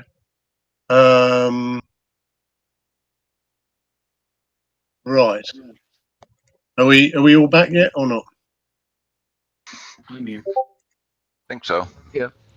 Okay, yep. Okay. Looks like we're all back. We made it back early. So remind me what the scene is. So we've kind of set off the device. You've set off the Run out the device. You're dragging Mo, that's the big guy's name. You're dragging him up the stairs. Rico's got What's his him on name? his shoulder. And all of a sudden you realize that two new bikers came into the orphanage the same way you did, and they're on the stairwell above the door that goes to the basement. They know you're here. You know they're seeing you. The smoke bomb is going off and smoking up different rooms. So they're kind of at a pinnacle of, do they chase you guys or do they go upstairs to put out the fire? And pretty much that's the scene of, what are we going to do now, King? It's King's moment to shine, whether he wants to or not. Okay. Yeah, no problem at all. I think I would like to. I feel like I want to burn the divine intervention tag on our group thing, Ooh. or something to push them away from us. Almost if they are. I don't know what are they doing. There's a fire. There's potentially a fire. Rickety staircase that goes down to the basement down below underneath it. Yeah. I think I don't know if they if something like they might hear their comrades shouting for help, that they're trapped in the fire or something. I think. Okay, go ahead and click Divine Intervention for the burn. So I click the burn. And then on the power, you're going to want to click the dynamite for roll dynamite. Yep. And then go ahead. And no numbers go into that, do they? Yep, no numbers. You'll just see the dynamite stick goes white. Yep. And then hit face danger. And it basically will show you what the game mechanic does. It's just fun because I like the fact the character sheet does this. So ignore that because it was a total success. Why did it not dynamite? I don't know. I did. That was weird. Oh, no, Yeah, sorry. Don't click dynamite. Click the one next to it. The burn tag for hit. Okay. That one. Why is it put 3 in the power? I think burning? that's the maximum number of It tags should you be, can connect. yeah. So go ahead and roll the face danger now, and it should show up right. Okay, no problem. There you go. Great success with power of 3. So basically, would you like to describe the divine intervention, or would you like me to come up with something? I think if we've got an escape route, I think I will probably say something to them, like if they're looking at us and they're kind of, I'll probably like put that little seed of doubt in their mind and say, "Hey, can you hear that?" And I'll kind of put my hand to my ear, like cup my hand behind my ear, and and kind of point upwards, like as if their comrades are in danger, and they can hear them going, "Help! Help! We can't get out. It's on fire." Somebody panicked and they're pushing the door that swings in out. And immediately you hear, somebody's banging on the door upstairs. If the door won't open, and it's because they're panicking and literally pushing out on an inward opening door. Yeah, And the you one got guy it. that looks like he was just about to come down and jack somebody's shit up. All of a sudden, you see he gets that quiet little as he catches the whiff of that smoke, and he's just like. And it does give you guys a clear exit to get out of there, which I'm assuming Yeah, everyone will take. yeah, damn Yeah. right, damn right. Run like hell. Okay, you guys start As running fast as like you can, hell. Rico, with this guy As on your soon shoulder. as you bust through that plywood, because it's only hanging literally by a nail, so as soon as you push in a hurry, that plywood comes flopping down. You clearly see, by the way, the gate is wide open to the alley behind you guys, where their bikes are piled up. They're parked. So obviously these two guys left the gate open, so you can see that there's an escape route, or you can attempt to sneak back the way you went, or just flat out run. Um, that's interesting. I think we should run, but Well, sneak um, the way we came, I think, versus like an actual run, but because hopefully uh, that'll keep us out of sight. They're busy trying to get in the building, hopefully with all the commotion. So and I'll look to you, Cole, and I'll say, "Is there anything you can do about these bikes?" With a kind of grin on my face. Ooh. There's like 20 bikes all parked in a row. Push them over, like dominoes. Like you see, well, something like yeah, that. I don't know. yeah. I was thinking that, or I don't know how quick it'd be to say maybe go grab a plug wire or something off of each of them real quick. Just snatch, snatch, snatch. So doing something like that will take time. Okay. Yeah, then we might as well just go try to push them. Okay, so you guys run and push the bikes over, and you hear that horrible sounding clink, clink, clink, clink, clink, Yep. as the row of bikes all biff in the dirt, and you can just feel the chrome scratching. Oh yeah. As a biker myself, I feel the pain now. There's a little ping in your heart that hurts. That the machine hate the man, not the machine. That's it. So you guys rush back to the car with your hostage, slung between two of you guys. What are you going to do with them? Are you going to throw them in the trunk, or? And yes, this is an imaginary age in the 80s before trunks had releases from the inside to escape. Or no cop movie would work. It's your call, Rico. I think, man. Yeah. Is there room in your trunk with all the crap you carry? It's equipment. We can fold him. He's modular, right? Yeah, he does yoga. Yeah. Yeah, I dump him in the trunk, squeeze whatever arm limbs I need to in order to get him to fit, and then close it. Okay, so you guys slam the trunk down on his unconscious form. Yeah. Okay, so where you guys ripping off to is you're seeing smoke billow out of the building, and like guy busts the window out and starts climbing down the side of the building and does not make his attempt. We need to go, guys. Yep. Quick question here. is it possible, the way that we situated ourselves, instead of driving forward onto the street, is it possible to go in reverse and pull out onto one of the back streets? It just might be. It sounds like you're wanting to be sneaky about this. Yep. Okay, go ahead and Just give me a a little. sneak roll. Is Rico's trying to drive casual and not be seen? Okay. So I'm gonna tag Know Every Street from The Hustle and Awesome. Crazy Taxi from Jack of All Trades. Crazy taxi. Come in, man. Nope. Seriously, man. As you kind of rip in reverse and you kind of hit a trash can and like two cats go screaming and you notice those four guys at the door all look your direction at once as they heard you burning rubber in a panic. You pop the clutch. It happens. And they clearly see your vehicle and all four of you looking right back at them. As all of a sudden, like two of the guys look at each other, then they look at the smoke in the building, and then they look at you, and I'm assuming you're ripping off. Am I assuming correctly? Yes. As the guy looks at your car taking off, and he yells at the other three guys, and he's like, and in the rearview mirror you look, and he's obviously giving the gesture of "to the bikes" as they start running back into the alley where the bikes are. It's a good thing somebody knocked the bikes over at least. Yep, slow him down at least. As poor Rico knows his car has been identified by a very angry biker gang again. Okay. Ooh, is this trying to pull in a favor? So where are you heading with the guy out cold in the back of in the trunk?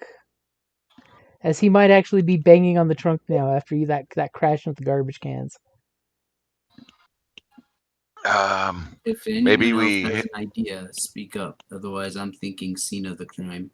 I'm Back kind of thinking maybe back or maybe to the our buddies, our friends' territory. to the Oh, Red what? Caps. The other bike gang? Cat The other biker territory. gang. Yeah.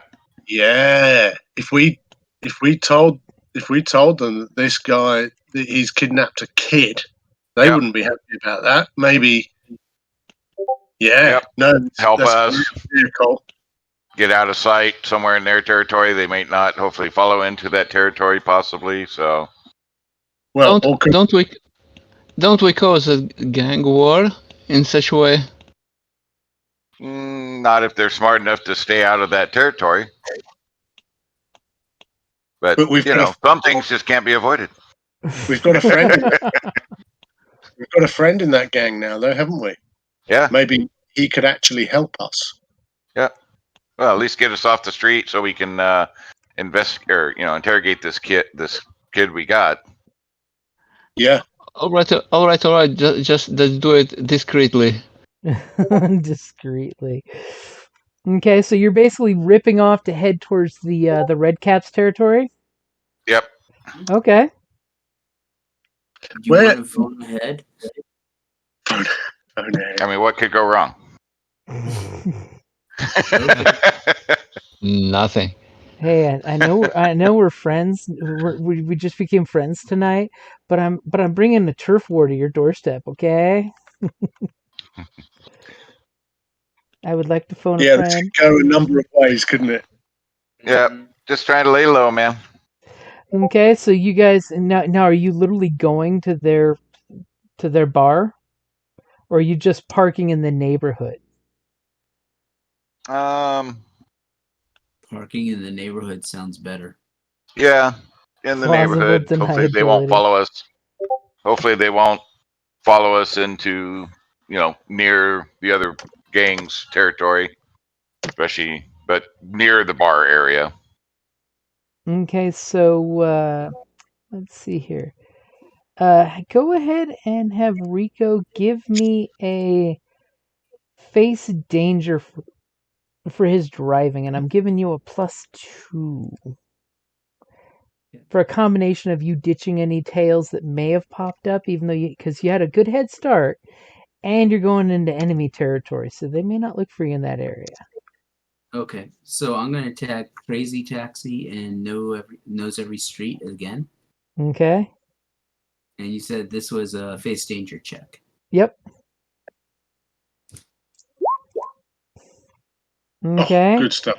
So at one point in the night, when you kind of park and you're quiet, and you hear the guy banging in the back seat, and you shout back at him to shut the fuck up, and some other things, you kind of think you saw 2 or 3 bikes go slowly cruising by, but they never got close to your street you were parked on.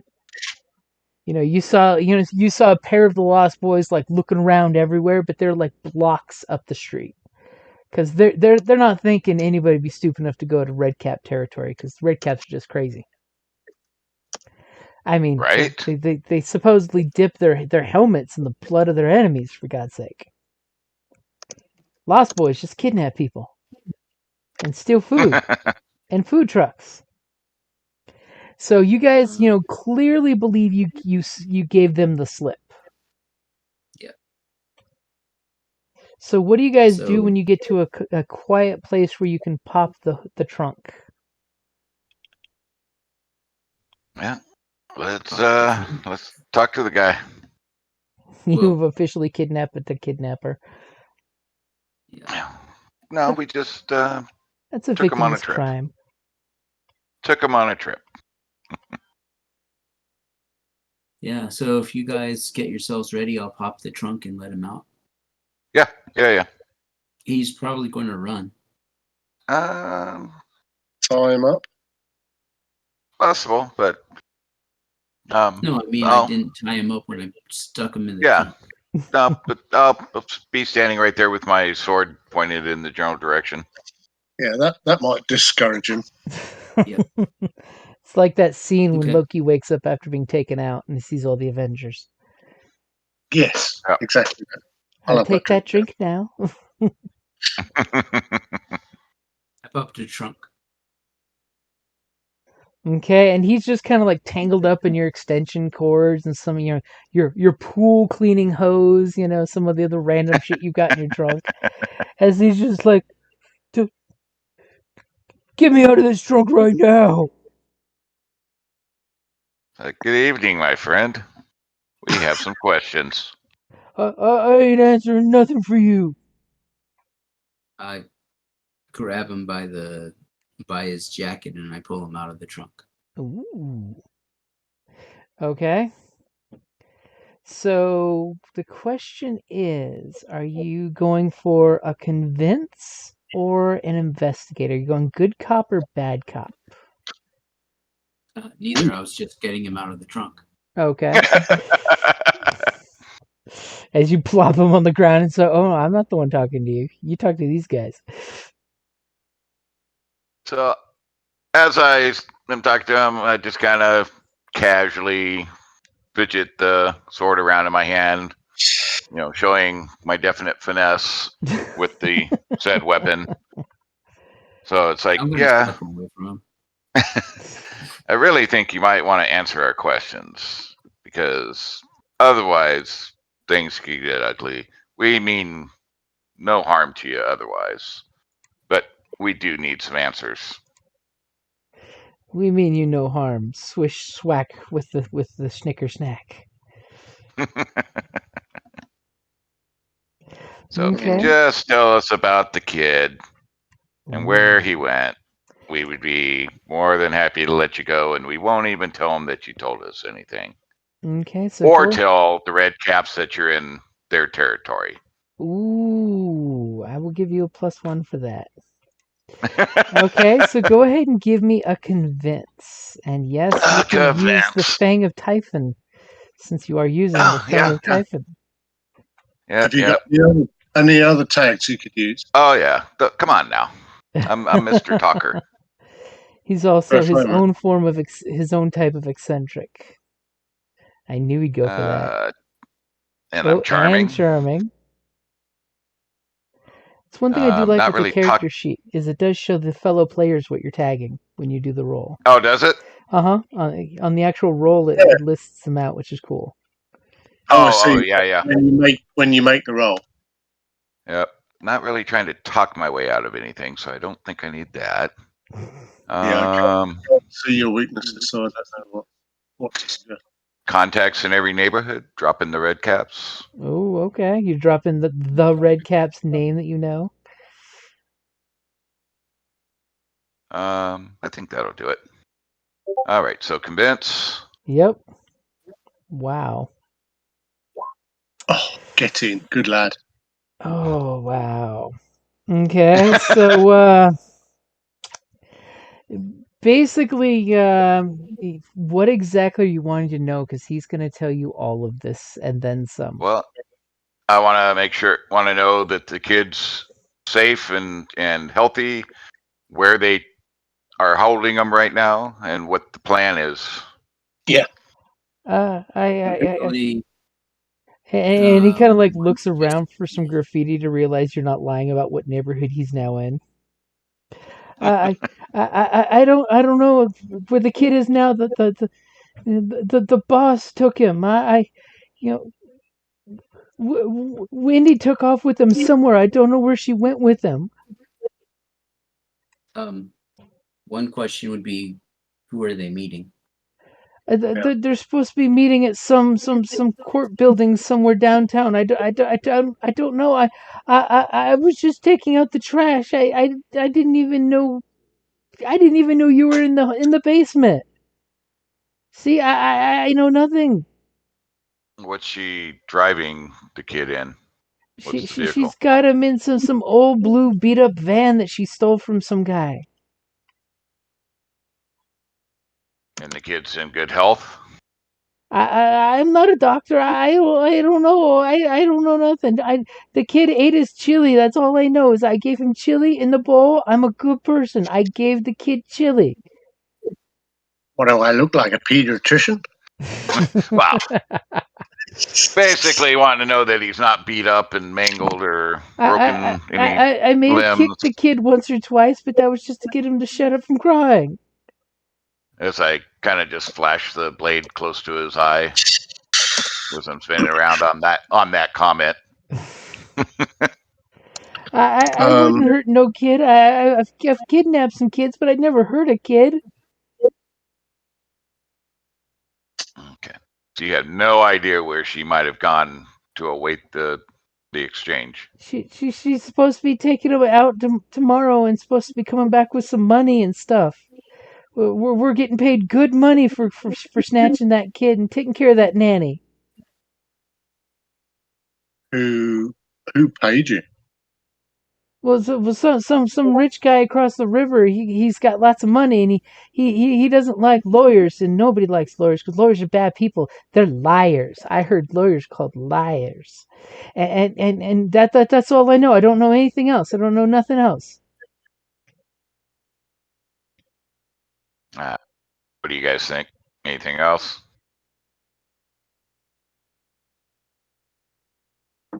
I mean, can you please take me home? I don't like the red caps. They're really scary. Yeah, they are. As he looks over and focuses on some red cap graffiti on the wall there, clearly designating their territory, and he is violating it. Yeah. Yes, he is. So this handoff is supposed to be tomorrow. All I know is Wendy's gonna be coming back with lunch for everybody because she's gonna have lots of money for the kid. This is tomorrow. 1 a.m. ish, 2 a.m. In the morning. Oh, Tomorrow at lunch, she should be back by lunch with food for us all. Okay. If we do good, she gets us large size fries. As you're kind of realizing, wow, this guy's kind of simple. Or he's just a 12-year-old in a frat boy's body. Rico, is there anything else you think we need to know?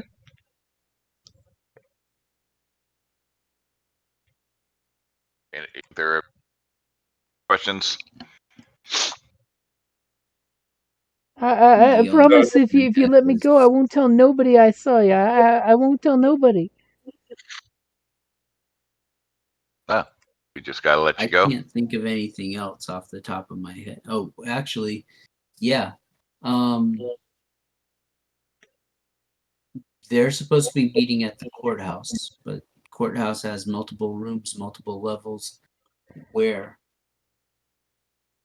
You definitely get the idea he just knows a courthouse. He doesn't seem to know anything specific. Okay. It could just be that he was not included in the plan. Okay. All right. But him saying Yeah, I courthouse think does that- jive with what you've got. Yeah, it does. Yeah, and we've got the actual number, the address. Yeah, because we know that. Who's the kid being handed off to? Is he being ransomed back to his dad, or is he going to this bad guy who paid you? He's supposed to be going to his dad if his dad does what our boss wants us to do. But Wendy didn't tell me exactly what he's supposed to be doing. Just that he better do it, or else the kid's gonna get it. Wendy's gonna put the kid in the river with the nanny. But it's not going to come to that. No. It's not going to come to that. We were told that we're going to get supersized fries and we're going to get the money and everything's going to be very good and we'll get fed really good lunch for a couple weeks. Okay. So, just to be clear, if we let you go, you won't tell anybody about any of this, right? I promise, cross my heart. He actually crosses his heart. That I won't tell nobody about you guys unless I'll even meet up with you later and tell you that I told nobody about you guys. You tell me where and I'll meet you there. Just take me back to not this neighborhood. Or give me some money for the bus or something. Okay. All right. Well, if we're done, back in the trunk there, buddy. And he kind of like grudgingly sits in the trunk and kind of like looks at you like a little kid. He like ducks down as I'm assuming someone's closing the trunk. We'll get you out of this neighborhood. And Click. you're not gonna leave me in here, are you? It's dark. Oh no. Does somebody have a flashlight? And that's the exact moment Rico realizes when he reaches around to his utility belt, where his trusty mag light's kept and it's missing. It's like, Oh dear. we won't be long. And I'm assuming Rico's maglite says, "If found, please call Rico." 555, whatever. Yeah, it's just like It's got his name Rico's handy carved service. into Yeah. Rico's handyman service. yeah. All right. So let's take him out of the neighborhood, but kind of opposite direction, a distance from his own neighborhood, but out of this neighborhood. That way, take him a while to get back. Okay, you kind of pop the trunk and immediately he's Okay. like, you're good people. You're good people, and he's trying to pat you guys on the shoulders to reaffirm that you're friends. Good people. They What's his thank you. His name, and he says, my name is it's really Tom, but they call me Mungo. Mongo. They call me Mungo. They laugh. I don't know why they laugh, but they call me Mungo. But my mommy and daddy call me Tom. Okay. What have you got any? What can you do? What do you have any training or skills or anything? I can color inside the lines, and I'm really good at taking the trash out. That's my main job, is taking the trash down the stairs, because I make sure to always put it where it needs to go. But mainly it's I'm good at lifting heavy things because I'm strong, and he like flexes for you, and you see, yes, he is strong. Yeah. Have you ever worked in a bar cellar? I've never even heard of a bar cellar. What's a bar cellar? Is that someone who sells bars? No. It's like where there are heavy barrels and things, and they need to be moved, and people get paid for that. I would be really good at that. I like to move barrels all the time. Yeah, I'd be really good at that. How much money do they pay to that, do you think? Like $5? Yeah, at least I'd say. I tell you what. Tom. You're adopting a young boy, a lost boy. Yeah, maybe. How? I mean, do you like being a motorbiking gang guy? You know, sleeping in your own filth. It's okay. I can stay up as late as I want, and I don't have to wake up until noon. At least if I want Right. lunch. If I sleep past noon, I don't get lunch. Uh-huh. Right. Be Okay. the master of your own destiny. Yeah. I'm just trying to think. Is there a way that I can tell him to come and see me or something? Maybe. Hey, look. Why don't you think about this? Look. If you wanna get out of that and come and have a real job, I could offer you a job, man. You You could know? totally offer him one of your matchbooks. That is your signature Yeah. business card. Yeah. I think. Look. Have a couple of days to think about it, and come and see me here, No, and no, I'll no, give him no, one of the. no, no. I can't. I'm not allowed to play with matches. That's how you get fires. I'm not allowed to play with matches. Okay, I'll tell you what. I'll rip the matches out and I'll give him the book. See how I led you down that path? Yeah, very good, man. Very, very good. And he'll take it. He's like, yes, not matches, not matches, but this is Not your matches. this is your house. Yeah. Okay, and I'll keep it secret, and I won't tell anyone. And he like shoves it right down his pants, as in like No, but stashing it in his chonies. you could change your life, Tom. You could be one of the good guys. Go straight and be a master of your own destiny. I'll be the master of my own destiny. He kind of puffs his chest out at that, as Yeah, he's well, like, you're good people. You're good people. And then Rupert goes and leans towards his hair and says, and if you tell somebody about all this, we will come and bring you to these. How was this other gang? Oh, the red The caps. red caps. Yes, we will bring you to the red caps. No. Red Cap's really bad. They dragged a man down the street. They are very bad people. They're not like the Lost Boys. The Lost Boys are good people. Yeah, they only do good things. Kidnapping kids are actually not a good thing, my young friend. As he just looks at you guys and he's like realizing, so he's like taking that little half step away from you guys, doing that whole backpedaling to see how far away he can get before he has to say goodbye to you guys again. Well, we haven't left the red cap territory yet. So if he wants to go, he can go. Yeah. Oh, and do Or you he say can that? climb into the trunk and we'll drive him elsewhere. Well, I thought this was after you guys get him out of the trunk again. No. We haven't actually left yet. Because you guys already had put him in the trunk. Remember when he was asking for a flashlight? Oh yeah. Yeah, but we haven't actually driven anywhere. Okay, he's like, okay, still in the bad place, still in the bad place. And he like crawls back in the trunk. It's almost sad the way he will submit to crawling in the trunk for you guys. Come on, man. Let's get him out of here. Yep. It's sad. We got some. I'm going to drive us to the tourist district. Ooh. There is a tourist district. Well, there is on the north end of the map. Oh, there is. Yes, I see it now. Well done. Yeah. Okay, you're in the nice touristy part of town. It's super quiet except for the occasional street performer and small little crowd. Yeah. Mostly jugglers. All right.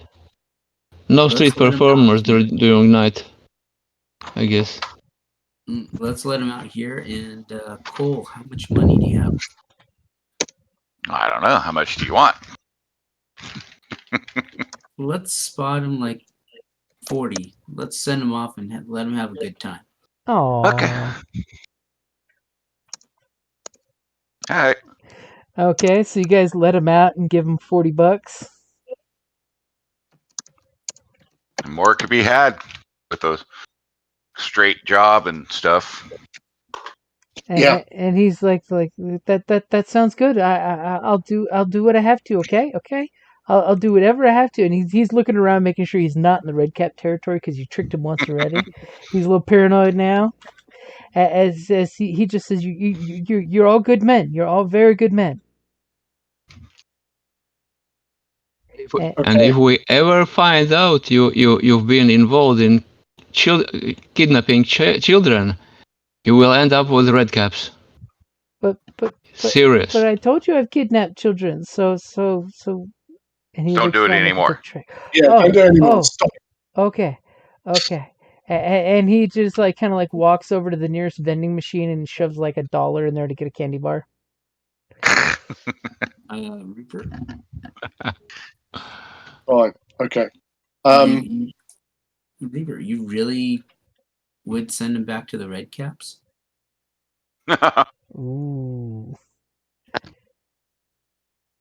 I'd figure that you might want to keep him for one of your experiments, but okay.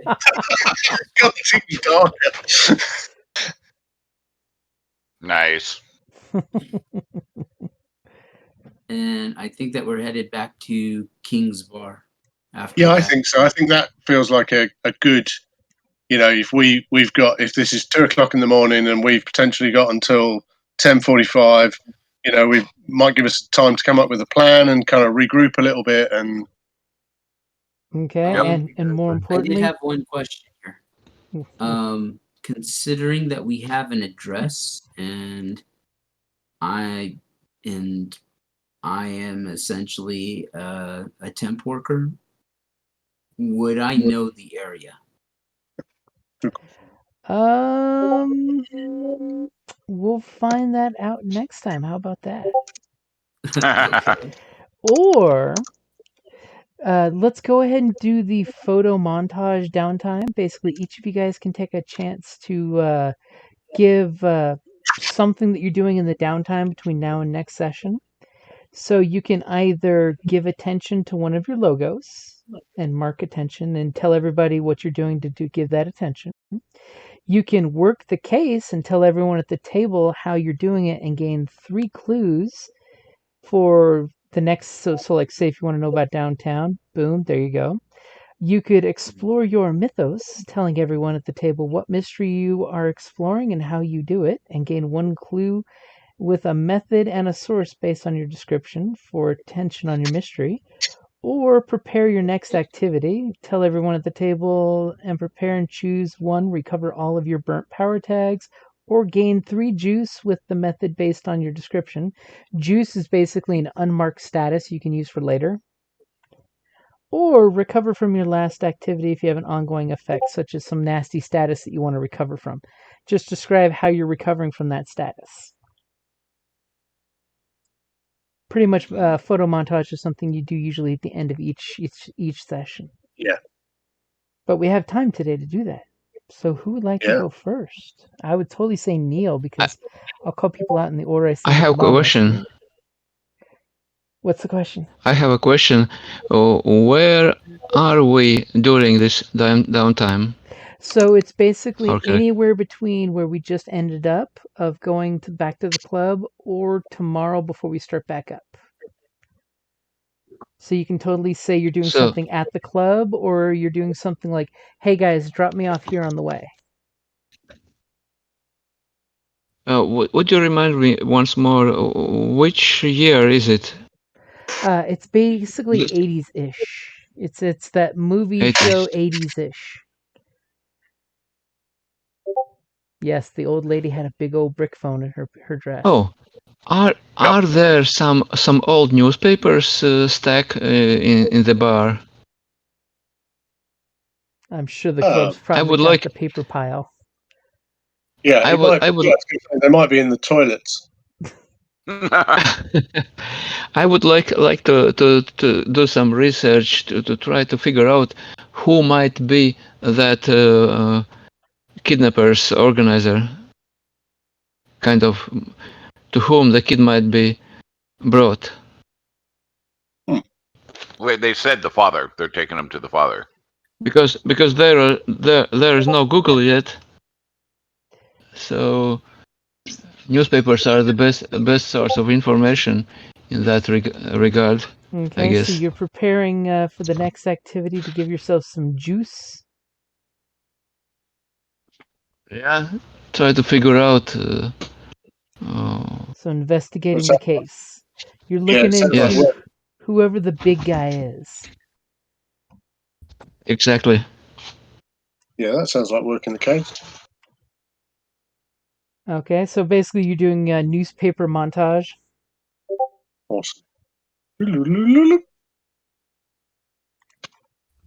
Do you want me to tell something of that montage? Yeah, if you Or want what? to describe it, you can.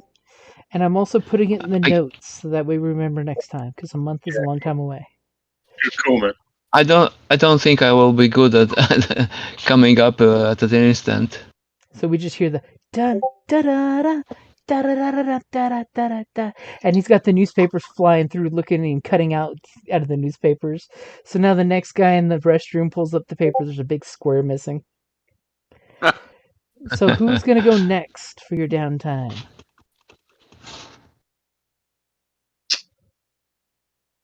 Were you going to Neil?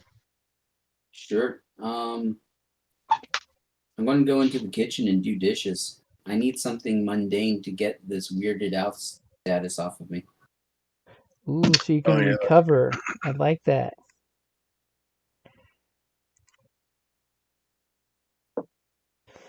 Okay, so we got Rico doing the recover from the last activity. Hey guys, I need to step away for a moment. It's my move. No Okay, problem, man. so Yep. literally Thanks, that's I'll what be right Rico back. says, and he goes to go do dishes. Okay, so Aaron, how about you?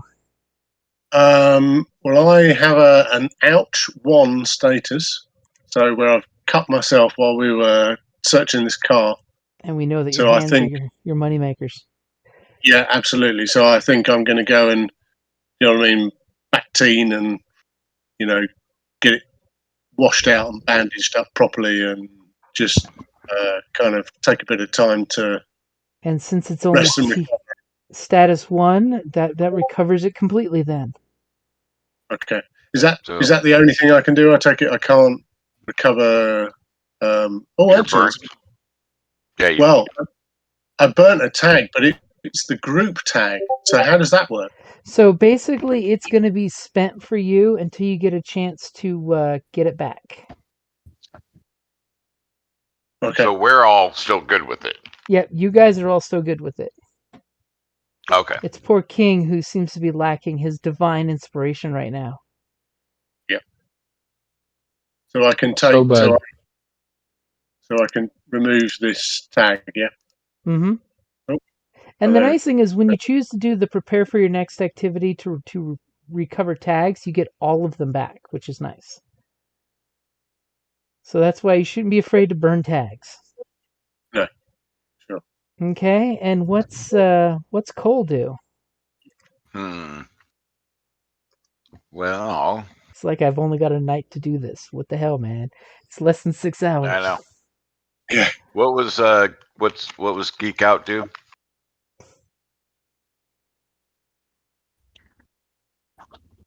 Oh well, that's something we do afterwards. After we've done the downtown montage. Um.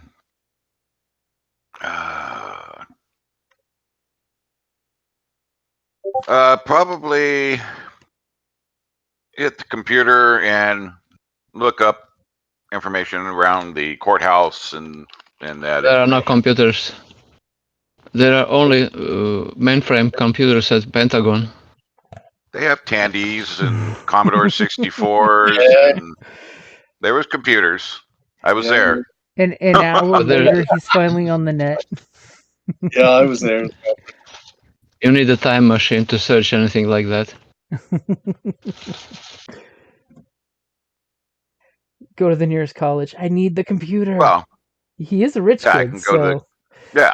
I mean, I'll go to the college and look up information on the courthouse and the surrounding property and the schematics. Yeah, that's You a cool and you idea. and you find only scientific information on Gopher. Do you have a Gopher login? Possible. okay. So you're investigating the case as well to give you bonus clues. Yeah. Or are you wanting That's juice? Um, Is your dial-up modem working properly? It's a lot of yeah, technical questions, man. it's through the. It's through. Believe me, I have used those in my youth. Yeah, same here. Yeah, so I do grew we, up. Yeah, I grew up with the Commodore 64 and friends with Tandies and computers, and so, and of course the dial-up's good because I'm using it through the university. So, So it's actually designed as intended. yeah. So I'll do. He's got questions. I'll do juice. Okay, juice. Yeah.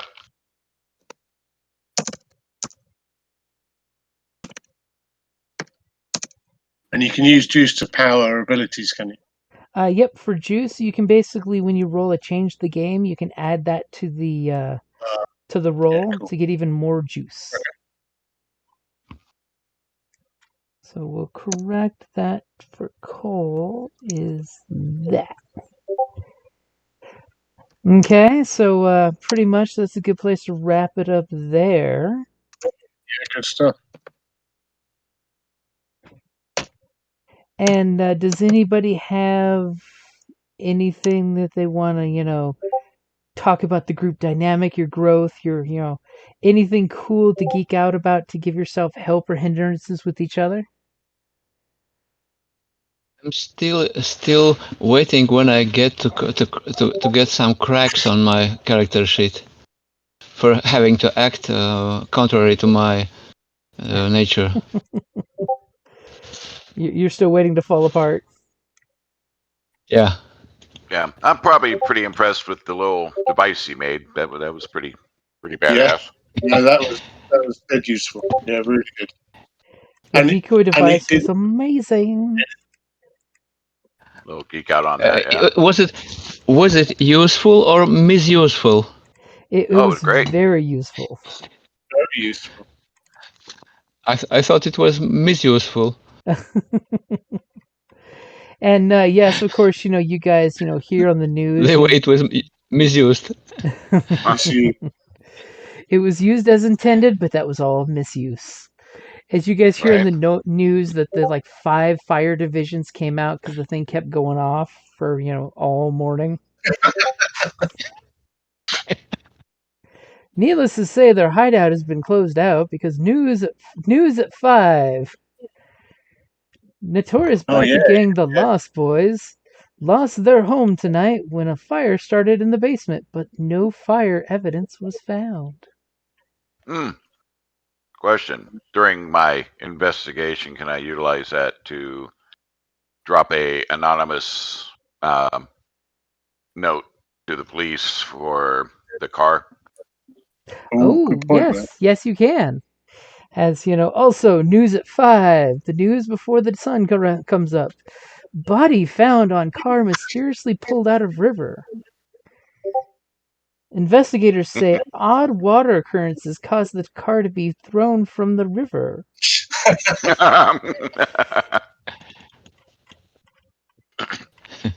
Yeah. So. Cool. Unfortunately, because of stray raccoons, the identity of the victim has not been confirmed. Hey, yuck. River Funny. raccoons. Nature's trash panda. Nature's trash panda. Yeah. Except for here, when we say raccoons, it's probably something from the mist. It's really some kind of little supernatural creature, not a raccoon. Because raccoons get all the blame. Okay, Nice. so we will say that it is noon, so that's a good place to wrap it up there then. Yeah, that's cool. Do you have a date in mind for the next? I'm good with Next. the second, if you guys are good with that.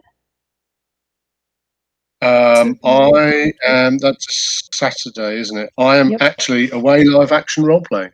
Ooh, LARP weekend. Yeah, for the first time this year and last. LARPing. Nice. Wow. Yeah. About time, man. Yeah. So it's a game I play in here, which is really good. It's like, it's basically Dungeons and Dragons. You kind of go on Nice. little quests and stuff, and it's really good. Yeah, it's really sweet. And it is literally 4 miles from my house, which is fantastic. That's even better. How about the It is 9th even then? better. Or Sorry, the 9th. Let me just have a look. Yeah, I'm good with that. because I'm free the 9th and the 16th as well. Nice should be fine for me. Yeah, 9th is better for me. Yeah, I've got my tabletop role playing group on the 16th that whole weekend. How about you Fine guys? with me. Cool.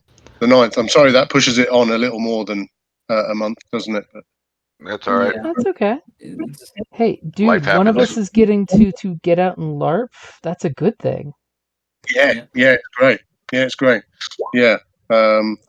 We play a bunch of wizards who, my group, there's probably about 14 of us, and we play a bunch of wizards. And our thing is we go out and collect experiences and then put them in this machine that's in my garage. So it's this great big kind of Heath Robinson thing with lights and bells and whistles and things. And then it distills the experiences into like an elixir. And basically it's gin. We fill it with gin. And so at the end of the day, when we've kind of been out finding dragons and, going down caves and, fighting trolls and things, we kind of Nice. bring little boxes back and we kind of put them in the machine and then we all have a drink, and it's nice, it's sweet. And as long That's as our your plan. wineskins are full of tonic water, you're covered. Yeah, absolutely. Yeah, we're in the money. Yeah. So all being well, fingers crossed, that is going to go ahead. So Well, I hope you have a great Can't time, argue dude. that ending. yeah, thanks, man. Yeah. So that is 9th. Let's put that in. Right. Cool. All right, cool. And Okay. I will mark it on the net for the 9th on the Roll20, so in case any of us forget, it's on the Roll20 page. Yeah, Cool. yeah, and you've been pretty good at reminding us on the Facebook message as well. That's really helpful. Thanks, Jim. Yep, I always like to be a fan on the Facebook messages of saying, "Hey guys, everybody good to game today?" Because I've had problems when we don't remind each other and we have problems. Yeah. Yep. Yeah, that's cool. Okay. Well, thanks a lot, Happens. guys. Enjoyed that. Thanks. Yeah, good job. Right. Next Save month. that. It was fun. Yes. Take care. See you guys next month. Okay. There you Yeah, go. now. All right, later. Bye.